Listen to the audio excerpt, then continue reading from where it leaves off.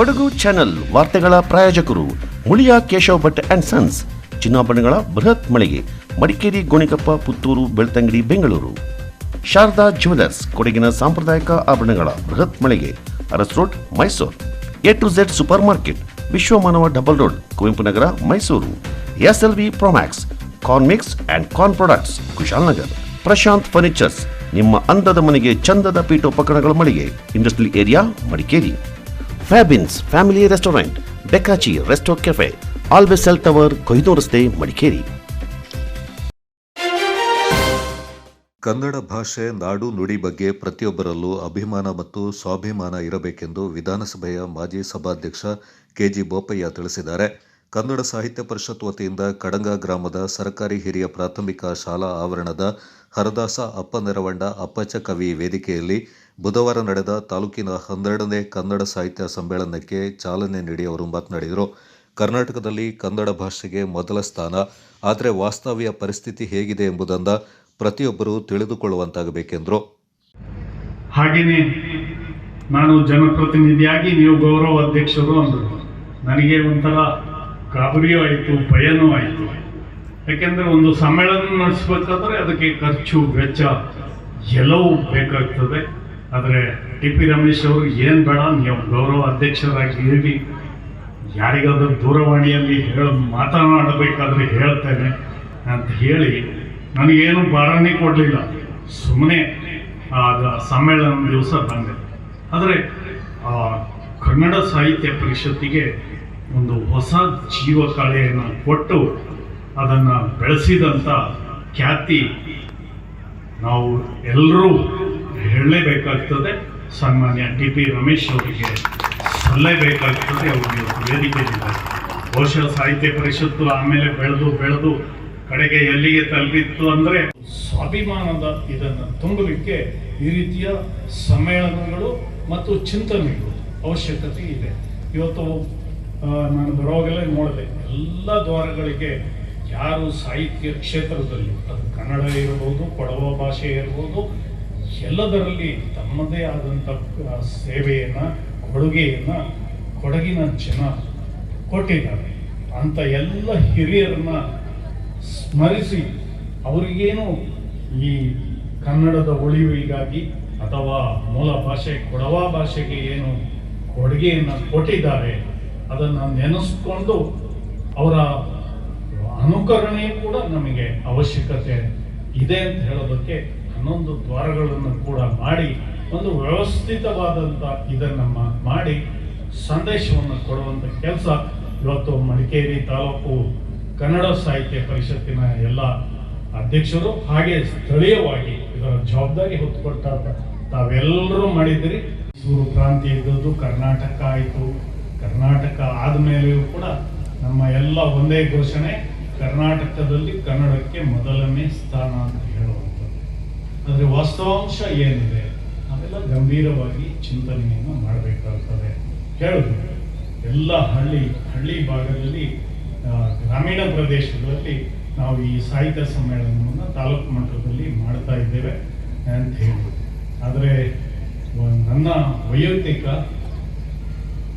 ಹಳ್ಳಿ ಮಟ್ಟದಲ್ಲಿ ಇಂದು ಕನ್ನಡದ ಅಭಿಮಾನ ಎಲ್ಲೂ ಕಡಿಮೆ.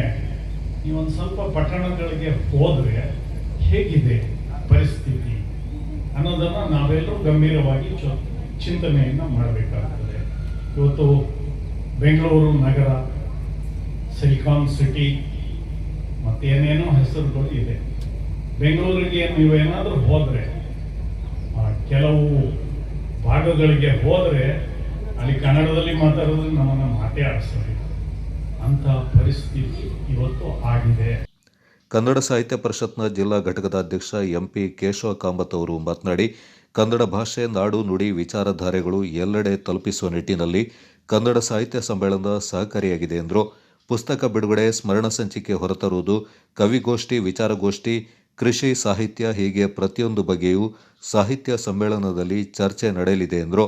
ಒಂದು ದ್ವಾರಗಳನ್ನ ಏನು ತಯಾರು ಮಾಡಿದ್ದೇವೆ, ಯಾಕಾಗಿ ಅವ್ರ ಬಗ್ಗೆ ಮಾಡಿದ್ದೇವೆ ಅನ್ನೋರ ವಿವರ, ಜೊತೆಗೆ ಮಧ್ಯಾಹ್ನದ ಮೇಲೆ ನಡೆಯುತ್ತಿರುವಂತಹ ಸಾಧಕರ ಸನ್ಮಾನ ಕಾರ್ಯಕ್ರಮದಲ್ಲಿ ಆ ಸಾಧಕರನ್ನು ಯಾವ ಯೋಗ್ಯತೆ ಮೇಲೆ ನಾವು ಗುರುತಿಸಿದ್ದೇವೆ ಅಂತೇಳಿ ಅವರ ಫೋಟೋ ಸಹಿತ ಅವರ ಇರುವಂತಹ ವಿವರಗಳು, ಜೊತೆಗೆ ಎಲ್ಲ ಸಮಿತಿಗಳ ಫೋಟೋಗಳು, ಈ ಕಾರ್ಯಕ್ರಮ ನಡೆದಂಥ ಫೋಟೋಗಳು ಎಲ್ಲವನ್ನೂ ಹಾಕಿ ಒಂದು ಸಣ್ಣ ಸಂಚಿಕೆಯನ್ನು ಈ ಬಿಡುಗಡೆ ಅದರ ಇವತ್ತು ಯುವ ಲೇಖಕ CB ಮೊಹಮ್ಮದ್ ನಿಸಾರ್ ಸಕಾಫಿ ಅವರು ಕಡಂಗದ ನೆನಪಿನಂಗಳಿನಲ್ಲಿ ಅನ್ನೋ ಪುಸ್ತಕವನ್ನು ಬರೆದಿದ್ದಾರೆ.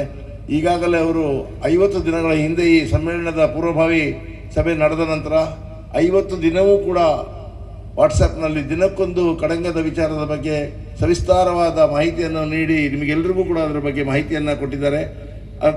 ಅದರ ಮುಂದುವರೆದ ಭಾಗವಾದ ಒಂದು ಪುಸ್ತಕವನ್ನು ಕಡಂಗದ ಸುತ್ತಮುತ್ತಲಿರುವಂತಹ ಪ್ರದೇಶದ ಜೊತೆಗೆ ಇಲ್ಲಿ ಜನರು ಯಾರು ಏನು ಸಾಧನೆ ಮಾಡಿದ್ದಾರೆ ಅನ್ನೋದರ ಬಗ್ಗೆ ಒಂದು 250 ಪುಟದ ಪುಸ್ತಕವನ್ನು ಇವತ್ತು ಇಲ್ಲಿ ಬಿಡುಗಡೆ ಮಾಡ್ತಾ ಇದ್ದಾರೆ. ನಿಜಕ್ಕೂ ಅದೊಂದು ಈ ಭಾಗದ ಜನರಿಗೊಂದು ಸಂಗ್ರಹ ಯೋಗ್ಯವಾದಂತಹ ಪುಸ್ತಕವಾಗಿದೆ ಅಂತ ಹೇಳಲಿಕ್ಕೆ ನಾನು ಇಚ್ಛೆ ಪಡ್ತೀನಿ.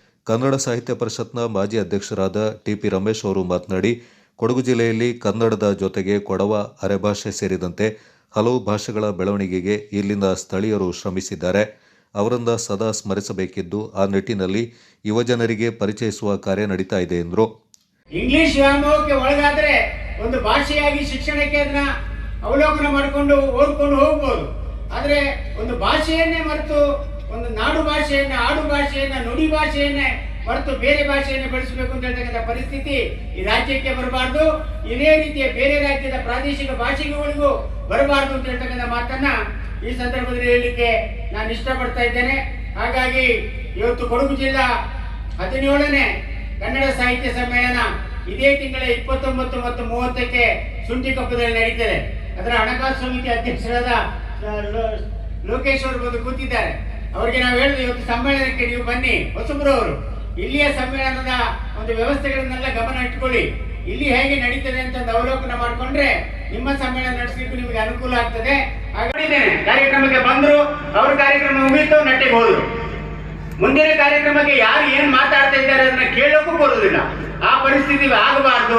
ಎಲ್ಲರೂ ಕೂಡ ಒಂದು ಸಮ್ಮೇಳನ ಅಂದ್ರೆ ಒಂದು ದಿನದ ವ್ಯವಸ್ಥೆಯಲ್ಲಿ ನಾವೆಲ್ಲ ಕೂತು ಅದನ್ನ ಅವಲೋಕನ ಮಾಡಿಕೊಂಡು ಈ ಸಾಹಿತ್ಯ ಗೋಷ್ಠಿಯಲ್ಲಿ, ಕವಿಗೋಷ್ಠಿಯಲ್ಲಿ, ಬೇರೆ ಬೇರೆ ವಿಚಾರಗೋಷ್ಠಿಗಳಲ್ಲಿ ಜನ ಏನನ್ನ ಹೇಳ್ತಾರೆ ಅದನ್ನ ಕೇಳಿಕೊಂಡು ಅದರಿಂದ ಏನನ್ನ ಸಮಾಜಕ್ಕೆ ಹೇಳ್ಬೇಕು ಅದನ್ನ ಹೇಳುವಂತ ಒಂದು ಪರಿಸ್ಥಿತಿಯನ್ನು ನಿರ್ಮಾಣ ಮಾಡಿಕೊಂಡು ಕೆಲಸವನ್ನು ಮಾಡಬೇಕಾಗ್ತದೆ. ಹಾಗಾಗಿ ಎಲ್ಲ ಗೆಳೆಯರೇ ಬಂದಿದ್ದೀರಿ, ಸಂಜೆವರೆಗೆ ಇಲ್ಲೇ ಇರಿ, ನಮ್ಮೊಟ್ಟಿಗೆ ಕನ್ನಡ ನಾಡು ನುಡಿ ಕೆಲಸಕ್ಕಾಗಿ ನೀವು ಸಹ ಕೈ ಜೋಡಿಸಿ ಅಂತ ನಿಮ್ಮನ್ನ ಕೈ ಮುಗಿದು ಕೇಳಿಕೊಂಡು ನನ್ನ ಮಾತನ್ನ. ಹರದಾಸ ಅಪ್ಪನೆರವಂಡ ಅಪ್ಪಚ್ಚ ಕವಿ, ನಡಿಕೇರಿ ಅಂಡ ಚಿನ್ನಪ್ಪ ಸೇರಿದಂತೆ ಹಲವರು ಕನ್ನಡ ಮತ್ತು ಕೊಡವ ಭಾಷೆ ಬೆಳವಣಿಗೆಗೆ ಶ್ರಮಿಸಿದ್ದು ಸ್ಥಳೀಯ ಭಾಷೆ ಜೊತೆಗೆ ನಾಡು ನುಡಿ ಭಾಷೆಯನ್ನು ಬೆಳೆಸಬೇಕೆಂದರು. ಗ್ಯಾರಂಟಿ ಯೋಜನಾ ಅನುಷ್ಠಾನ ಸಮಿತಿ ಜಿಲ್ಲಾಧ್ಯಕ್ಷರಾದ ತೀತಿರ ಧರ್ಮಜ ಉತ್ತಪ್ಪ ಅವರು ಮಾತನಾಡಿ, ನಾಡಿನಲ್ಲಿ ಕನ್ನಡ ಭಾಷೆಗೆ ಮೊದಲ ಸ್ಥಾನವಿದೆ, ಅದನ್ನು ಉಳಿಸಿಕೊಂಡು ಹೋಗಬೇಕು. ಕನ್ನಡಿಗರಿಗೆ ಉದ್ಯೋಗದಲ್ಲಿ ಆದ್ಯತೆ ನೀಡಬೇಕು. ಕನ್ನಡ ಭಾಷೆಗೆ ಮತ್ತಷ್ಟು ಉತ್ತೇಜನ ನೀಡಬೇಕೆಂದರು. ತಾಲೂಕು 12ನೇ ಸಾಹಿತ್ಯ ಸಮ್ಮೇಳನದ ಅಧ್ಯಕ್ಷರಾದ ಐತಿಚಂಡ ರಮೇಶ್ ಉತ್ತಪ್ಪ ಅವರು ಮಾತನಾಡಿ, ಪ್ರಸಕ್ತ SSLC ಪರೀಕ್ಷೆ ಫಲಿತಾಂಶದಲ್ಲಿ 19,000 ವಿದ್ಯಾರ್ಥಿಗಳು ಅನುತ್ತೀರ್ಣರಾಗಿದ್ದು, ಇವರಲ್ಲಿ 18,678 ವಿದ್ಯಾರ್ಥಿಗಳು ಪ್ರಥಮ ಭಾಷೆ ಕನ್ನಡ ಭಾಷೆಯಲ್ಲೇ ಅನುತ್ತೀರ್ಣರಾಗಿರುವ ಬಗ್ಗೆ ಚಿಂತಿಸಬೇಕಿದೆ ಎಂದರು. ನಮ್ಮದೇ ಭಾಷೆ, ನಮ್ಮದೇ ಉಸಿರಾಗಿರುವ ಕನ್ನಡದಲ್ಲಿ ನಮ್ಮ ಮಕ್ಕಳೇ ಅನುತ್ತೀರ್ಣರಾಗ್ತಾ ಇದ್ದಾರೆ. ಇದಕ್ಕೊಂದು ಪರಿಹಾರವೇನು ಎಂಬುದನ್ನು ಎಲ್ಲರೂ ಅವಲೋಕನ ಮಾಡಬೇಕಿದೆ ಎಂದರು. ಇಂದು 40 ಅಧ್ಯಯನ ಪುಸ್ತಕ ಬರೆಯುವಷ್ಟು, 2 ಕೃತಿ ಸಿನಿಮಾ ಆಗುವಷ್ಟು, ನನ್ನ ಲೇಖನ 3 ವಿಶ್ವವಿದ್ಯಾನಿಲಯಗಳಿಗೆ ಪಠ್ಯ ಆಗುವಷ್ಟು, ದೆಹಲಿ, ಮುಂಬೈ ಸೇರಿದಂತೆ ವಿವಿಧೆಡೆಗಳಲ್ಲಿ ವಿಚಾರಗೋಷ್ಠಿಗಳಲ್ಲಿ ಭಾಗವಹಿಸಿ ಅಧ್ಯಕ್ಷತೆ ವಹಿಸುವಷ್ಟು, ನಿಮ್ಮ ಮುಂದೆ ನಿಂತು ಮಾತನಾಡುವಷ್ಟು ಶಕ್ತಿ ಕೊಟ್ಟ ನನ್ನ ಕನ್ನಡ ಪತ್ರಿಕೋದ್ಯಮದ ಗುರು ಬೇರೆ ಯಾರೂ ಅಲ್ಲ, ಅವರು ನಿಮ್ಮ ಮುಂದೆಯೇ ಇದ್ದಾರೆ. ಈ ವೇದಿಕೆಯಲ್ಲಿದ್ದಾರೆ, ಅವರೇ ಶ್ರೀ TP ರಮೇಶ್ ಅವರು. ಅವರಿಗೆ ನನ್ನ ಸಾಧನೆಯೇ ಗುರು ಕಾಣಿಕೆ. ಒಬ್ಬ ಗುರುವಿನ ಉಪಸ್ಥಿತಿಯ ವೇದಿಕೆಯಲ್ಲಿ ಒಬ್ಬ ಶಿಷ್ಯ ಸಮ್ಮೇಳನದ ಅಧ್ಯಕ್ಷನಾಗುವುದು ಗುರು ಹಾಗೂ ಶಿಷ್ಯರಿಬ್ಬರಿಗೂ ಸಾರ್ಥಕತೆ ಎಂದುಕೊಂಡಿದ್ದೇನೆ. ವಂದನೆಗಳು ರಮೇಶ್. ಕಡಗ ವಿಜಯ ಪ್ರೌಢಶಾಲೆಯಲ್ಲಿ ನನ್ನೊಂದಿಗೆ ಕುಳಿತು ಕವನ ಕಥೆ ಬರೆಯಲು ಆರಂಭಿಸಿ ನನ್ನನ್ನು ಪ್ರೋತ್ಸಾಹಿಸಿದ ನನ್ನ ಗೆಳೆಯ ಕಣಿಯಂಡ ಪ್ರಕಾಶ್ ಜೋಯಪ್ಪ ಅವರಿಗೆ ನನ್ನ ವಂದನೆಗಳು. ಅವರು ಬರೆಯುವುದನ್ನು ಬಿಟ್ಟರು, ನನ್ನ ಬರವಣಿಗೆಯನ್ನ ನೋಡುತ್ತಾ ಕುಳಿತರು. ಧನ್ಯವಾದಗಳು ಪ್ರಕಾಶ್. ಕುಸಿದಾಗಲೆಲ್ಲ, ಕಣ್ಣೀರು ಹಾಕಿದಾಗಲೆಲ್ಲ ಒಳ್ಳೆಯದಾಗುತ್ತದೆ, ಕಾಯುತ್ತೀರು ಎಂದು ನಂಬಿಸಿ ಜೀವನ ಪ್ರೀತಿ ತುಂಬಿ ನನ್ನೊಂದಿಗೆ ಇಲ್ಲಿ ತನಕ ಹೆಜ್ಜೆ ಹಾಕಿದ ನನ್ನ ಗೆಳತಿಯೂ ಆಗಿರುವ ಧರ್ಮಪತ್ನಿ ರೇಷ್ಮಾ ರಮೇಶ್ ಅವರಿಗೆ ನನ್ನ ಸಾಧನೆಯ ಫಲವನ್ನು ಅರ್ಪಿಸುತ್ತೇನೆ. ನಾನು ಇಂದು ಟೈಮ್ಸ್ ಆಫ್ ಇಂಡಿಯಾ ಎಂಬ ರಾಷ್ಟ್ರ ಮಟ್ಟದ ಸಂಸ್ಥೆಯೊಂದರಲ್ಲಿ ಕಾರ್ಯನಿರ್ವಹಿಸುತ್ತಿರಬಹುದು. ಹಿಂದೆ ಹಲವು ಪ್ರತಿಷ್ಠಿತ ಸಂಸ್ಥೆಗಳಲ್ಲಿ ಕೆಲಸ ಮಾಡಿರಬಹುದು. ಆದರೆ ನನಗೆ ನನ್ನ ಶಕ್ತಿ ಪತ್ರಿಕೆ ನೀಡಿದ ಪ್ರೋತ್ಸಾಹವನ್ನು ನಾನೆಂದೂ ಮರೆಯುವುದಿಲ್ಲ. ಉಭಯ ಕುಶಲೋಪರಿಯಿಂದ ಆರಂಭಿಸಿ ಅಂಕಣ ಬರೆಯುವ ತನಕ ಅವಕಾಶ ನೀಡಿದ್ದಾರೆ. ಇಂದಿಗೂ ನನಗೆ ಪುಟ್ಟ ಪ್ರಶಸ್ತಿ ಬಂದರೂ ತಮ್ಮ ಮನೆ ಮಗನಿಗೆ ಪುರಸ್ಕಾರ ದೊರೆತ ರೀತಿಯಲ್ಲಿ ಸಂಭ್ರಮಿಸಿ ಪ್ರಕಟಿಸುತ್ತಾರೆ. ಪ್ರೀತಿಯ ಧನ್ಯವಾದಗಳು ಶಕ್ತಿಯ ಬಳಗಕ್ಕೆ. PhD ಮಾಡಲಾಗದ ಕೊರಗು ಇದೆ ನನಗೆ. PhD ಮಾಡಿದವರನ್ನು ಆಶ್ಚರ್ಯದಿಂದ ನೋಡುತ್ತಿದ್ದೆ. ಇದೀಗ ನನ್ನ ಬದುಕು ಬರವಣಿಗೆ ಸಾಧನೆ ಕುರಿತೇ ಇಂದು ಮೈಸೂರು ವಿಶ್ವವಿದ್ಯಾನಿಲಯದಲ್ಲಿ ವಿದ್ಯಾರ್ಥಿಯೊಬ್ಬ PhD ಮಾಡುತ್ತಿದ್ದಾರೆ. ಇದು ನನಗೆ, ನನ್ನ ಕುಟುಂಬಕ್ಕೆ, ನನ್ನ ಊರಿಗೆ ಹೆಮ್ಮೆ. ಅದಕ್ಕೆ ನಿಮ್ಮೆಲ್ಲರ ಪ್ರೀತಿ ಆಶೀರ್ವಾದವೇ ಕಾರಣ. ಮೊದಲನೇದಾಗಿ ನನಗೆ ಈ ಅವಕಾಶ ನೀಡಿದ ಜಿಲ್ಲಾ ಕನ್ನಡ ಸಾಹಿತ್ಯ ಪರಿಷತ್ತಿನ ಅಧ್ಯಕ್ಷರಾದ ಆತ್ಮೀಯರಾದ ಕೇಶವ ಕಾಮತ್ ಅವರಿಗೆ ಧನ್ಯವಾದಗಳನ್ನು ತಿಳಿಸ್ತೇನೆ. ಮನುಷ್ಯರಿಗೆ ಜೀವನ ಪ್ರೀತಿ ಯಾವ ರೀತಿ ಇರಬೇಕು, ಯಾವ ರೀತಿ ನಾನು ಬದುಕಬೇಕು, ಯಾವ ರೀತಿ ನನ್ನ ಅನಾರೋಗ್ಯದ ನಡುವೆನೂ ಕನ್ನಡವನ್ನ ಸೇವೆ ಮಾಡಬೇಕು ಅನ್ನೋದಕ್ಕೆ ನಿಮಗಿಂತ ಉದಾಹರಣೆ ಬೇರೆ ಯಾರಿಲ್ಲ ಅಧ್ಯಕ್ಷರೇ. ಕೇಶವ ಕಾಮತ್ ಅವರೇ, ನಿಮ್ಮ ಬಗ್ಗೆ ಮಾತಾಡ್ತಾರೆ, ನಿಮ್ಮ ಜೀವನ ಪ್ರೀತಿ ಬಗ್ಗೆ ಮಾತಾಡ್ತಾ ಇದ್ದಾರೆ. ಧನ್ಯವಾದಗಳು ಸರ್. ಅದೇ ರೀತಿ ಮಡಿಕೇರಿ ತಾಲೂಕು ಅಧ್ಯಕ್ಷರಾದ ಶ್ರೀಮತಿ ಕಡ್ಲೇರ ತುಳಸಿ ಮೋಹನ್ ಅವರಿಗೆ ಕೂಡ ಧನ್ಯವಾದಗಳನ್ನು ಅರ್ಪಿಸ್ತೇನೆ. ಎಲ್ಲ ಪದಾಧಿಕಾರಿಗಳಿಗೆ, ಸದಸ್ಯರಿಗೆ, ತಾಲೂಕು ಸಮ್ಮೇಳನದ ಎಲ್ಲ ಉಪ ಸಮಿತಿಯವರಿಗೂ ಹೃತ್ಪೂರ್ವಕ ಧನ್ಯವಾದಗಳನ್ನು ಅರ್ಪಿಸುತ್ತೇನೆ. ನನ್ನ ಮಾತು ಆರಂಭಕ್ಕೆ ಮುನ್ನ ಕೆಲವರನ್ನ ನೆನಪು ಮಾಡಿಕೊಳ್ಳುವುದು ನನ್ನ ಆದಿ ಕರ್ತವ್ಯ ಎಂದು ಭಾವಿಸಿದ್ದೇನೆ.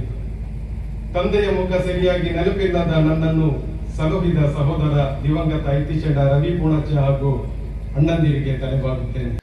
ವಿರಾಜಪೇಟೆ ಶಾಸಕರಾದ ಎಸ್ ಪೊನ್ನಣ್ಣ ಅವರು ತಾಲೂಕು ಕನ್ನಡ ಸಾಹಿತ್ಯ ಸಮ್ಮೇಳನ ಕುರಿತು ಕಳಿಸಿದ್ದ ಸಂದೇಶವನ್ನು ಸಮ್ಮೇಳನದಲ್ಲಿ ಓದಲಾಯಿತು.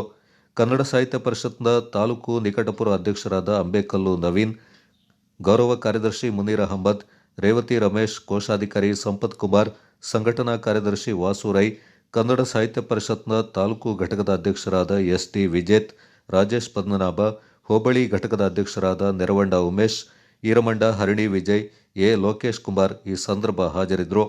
ಕನ್ನಡ ಸಾಹಿತ್ಯ ಪರಿಷತ್ನ ತಾಲೂಕು ಘಟಕದ ಅಧ್ಯಕ್ಷರಾದ ಕಡ್ಲೇರ ತುಳಸಿ ಮೋಹನ್ ಈ ಸಂದರ್ಭ ಹಾಜರಿದ್ದರು.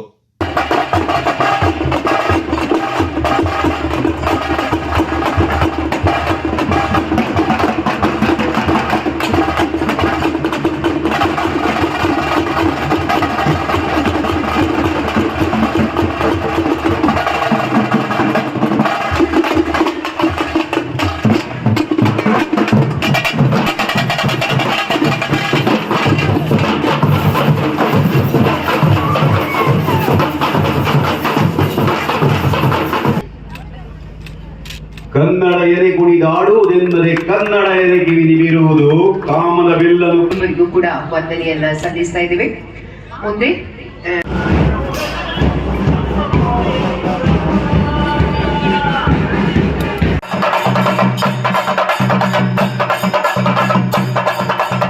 ಪುಸ್ತಕ ಬಿಡುಗಡೆ ಮಾಡಿದಂತಹ ಸರ್ವರಿಗೂ ಕೂಡ ಹೃತ್ಪೂರ್ವಕ ವಂದನೆಯನ್ನ ಸಲ್ಲಿಸ್ತಾ ಇದೀಗ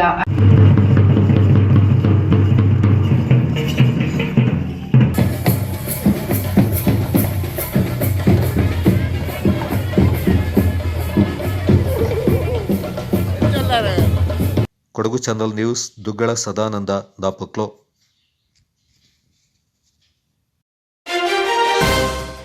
ಕುಶಾಲನಗರ ತಾಲೂಕಿನ 54 ಫಲಾನುಭವಿಗಳಿಗೆ 94C ಮತ್ತು 94CC ಅಡಿಯಲ್ಲಿ ಹಕ್ಕುಪತ್ರಗಳನ್ನು ವಿತರಣೆ ಮಾಡಲಾಯಿತು. ಕುಶಾಲನಗರ ತಾಲೂಕು ತಹಶೀಲ್ದಾರ್ ಕಚೇರಿ ಆವರಣದಲ್ಲಿ ಸರಳ ಕಾರ್ಯಕ್ರಮದಲ್ಲಿ ಮಡಿಕೇರಿ ಶಾಸಕ ಡಾಕ್ಟರ್ ಮಂತ್ರಗೌಡ ಅವರು ಹಕ್ಕುಪತ್ರಗಳನ್ನು ವಿತರಿಸಿದರು. ತಾಲೂಕಿನ ಗುಮ್ಮನಕೊಲ್ಲಿ, ಕೂಡುಮಂಗಳೂರು, ಕೂಡ್ಲೂರು, ಗೊಂದಿ, ಬಸವನಹಳ್ಳಿ, ತೊರೆನೂರು, ಶಿರಂಗಾಲ, ಹುಲಸೆ, ಹೆಬ್ಬಾಲೆ ಗ್ರಾಮಗಳ ಫಲಾನುಭವಿಗಳಿಗೆ ಹಕ್ಕುಪತ್ರಗಳನ್ನು ವಿತರಣೆ ಮಾಡಲಾಯಿತು.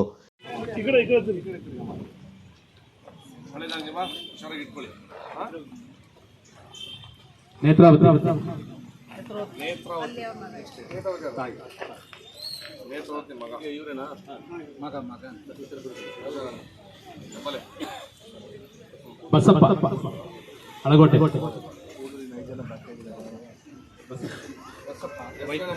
ಹೆಂಟಿ ಜ್ಯೋತಿ ಪ್ರಕಾಶ್ ಹೆಬ್ಬಾಲೆ ಜ್ಯೋತಿ ಪ್ರಕಾಶ್ ಹೆಬ್ಬಾಲೆ ವಿನೋದ ಕುಲ್ಸೆ ವಿನೋದ ಕುಲ್ಸೆ ಕುಮಾರ್ ಬಿ ತಂದೆ ಬಾಬು ಗೊಂದಿ ಬಸವನಹಳ್ಳಿ ಅಲ್ಲ ಗೋವಿಂದಪ್ಪನ ನೀವೇ ತಗೊಳ್ಳೋದು ಮಾತಾಡ್ತಿರಲ್ಲ ಏನಾದ್ರು ಮಾರಾಟ ಮಾಡ್ಬಿಡಿ ಅಂತ ಒಳಗಿಂದ ಬೇರೆ ಅರ್ಥ ಏನಾದ್ರು ಹೇಳ್ತಾ ಇದ್ದೀರಾ ಅಂತ. ಈರಪ್ಪಾಜಿ ಈರಪ್ಪಾಜಿ ಕುಮಾರ ಕುಮಾರ್ ಆಯ್ತು ಒಳ್ಳೆದಾಗಿ ಸಂಜೀವನ ಕೊಡಿ ಆಯ್ತು ಇವೆಲ್ಲ ಕೈ ಕೊಡಿ ಕುಲ್ಸೆ ಈರಪ್ಪಾಜಿ ಅಯ್ಯ ಹೆಸರು ಜಯಣ್ಣ ಶಿರಂಗಾಲ ಲಕ್ಷ್ಮೀಗೌಡ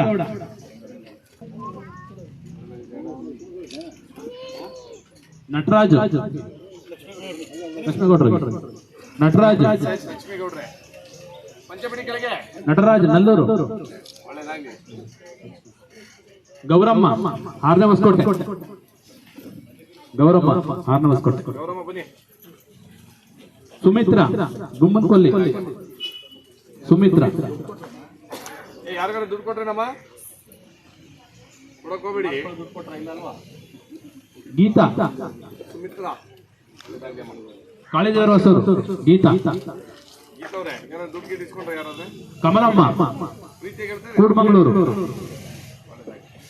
ಕಮಲಮ್ಮ ಕೂಡ್ಮಂಗ್ಳೂರು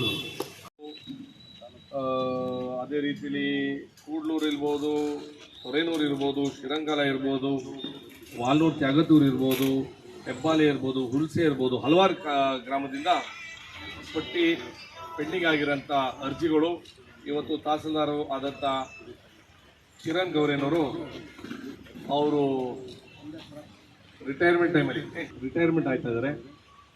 ಆ ರಿಟೈರ್ಮೆಂಟಿಂದನೇ ಒಂದು ಸ್ವಲ್ಪ ಚುರುಕಾಗವ್ರೆ ಅಂತ ನನ್ನ ಅಭಿಪ್ರಾಯ. ಕೊನೆಯದಾಗದು ಒಳ್ಳೆ ಕೆಲಸ ಮಾಡ್ಕೊಂಡು ಹೋಗಲಿ ಅಂತ ಅವ್ರು ಮಾಡ್ತಾರೆ. ಇಲ್ಲಿ ಗಂಟನೂ ಅದ್ಭುತ ಇಲ್ಲಿ ಗಂಟ ಅದ್ಭುತವಾಗಿ ಕೆಲಸ ಮಾಡ್ಕೊಂಡು ಬಂದವ್ರೆ.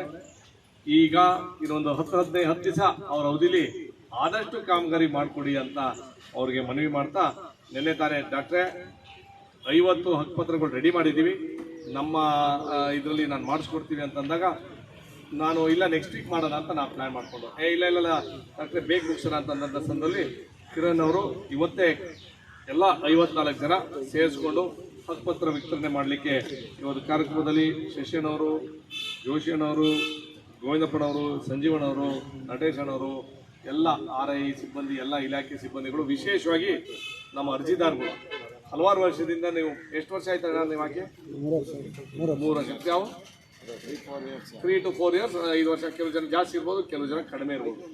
ನಾನು ನಿಮಗೆ ಒಂದು ಮನವಿ ಏನು ಅಂತಂತಂದರೆ, ಏನಾಗುತ್ತೆ ಅಂತಂದರೆ, ನಮಗೆ ಜಾಗ ಇಷ್ಟಿದೆ ಅಂದ್ಕೊಳ್ಳಿ, ಆ ಜಾಗ ಎಲ್ಲನೂ ನಮಗೆ ಬರಬೇಕು ಅಂತ ನಮ್ಗೆ ಆಸೆ ಇರ್ತದೆ. ಅದಕ್ಕೋಸ್ಕರ ಹಕ್ಕುಪತ್ರಗಳು ಎಲ್ಲ ಆವ್ರೇಜ್ ಆಗಿ ಮಾಡಿದ್ರೆ, ಇಲ್ಲ as per dimension, as per ಅವ್ರ ಅನುಭವ, ಅವ್ರ ಆಸ್ ಪರ್ ಡೈಮೆನ್ಷನ್ ಆಗಿ ಮಾಡಿ. ಈಗ ಇದು ಸರ್ವೇನೂ ಆಗಿ ಕೂತಿದೆ ಅವ್ರ ಜಾಗದಲ್ಲಿ, ದುರಸ್ತಿ ಏನಾಗೋದು ಅವಶ್ಯಕತೆ ಇಲ್ಲ. 9 and 11ಗೆ ಸಾರಿ, ಇದಾದ್ಮೇಲೆ 9 and 11ಗೆ ಅವಕಾಶ ಇದೆಯಲ್ಲ, ಇದು ಇಮಿಡಿಯೇಟ್ ಆಗಿ ಹಕ್ಕುಪತ್ರ ಸಿಕ್ಕಾದ್ಮೇಲೆ 9 and 11ಗೆ ನೀವು ಅಪ್ಲಿಕೇಶನ್ ಬೇಗ ಹಾಕ್ಬಿಡಿ. ಯಾಕಂದರೆ ಅದು ರೆಗ್ಯುಲರೈಸ್ ಆಗಬೇಕು ಅಂದರೆ 9 and 11 ಕೂರಲೇಬೇಕಾಗುತ್ತೆ. ಆ ವಿಚಾರದಲ್ಲಿ ಏನು 54 ಫಲಾನುಭವಿಗಳಿಗೂ ನಮ್ಮ ತಹಸೀಲ್ದಾರ್ ಅವರು ವಿಶೇಷವಾಗಿ ಕಾಳಜಿ ವಹಿಸಿ ಇವತ್ತು ಈ ಕಾರ್ಯಕ್ರಮ ಅವರು ಮಾಡಿಕೊಟ್ಟಿರೋದಕ್ಕೆ ಎಲ್ಲ ನಾವು ಸಾಮೂಹಿಕವಾಗಿ ಒಂದು 10-15 ಕೊಡೋಣ.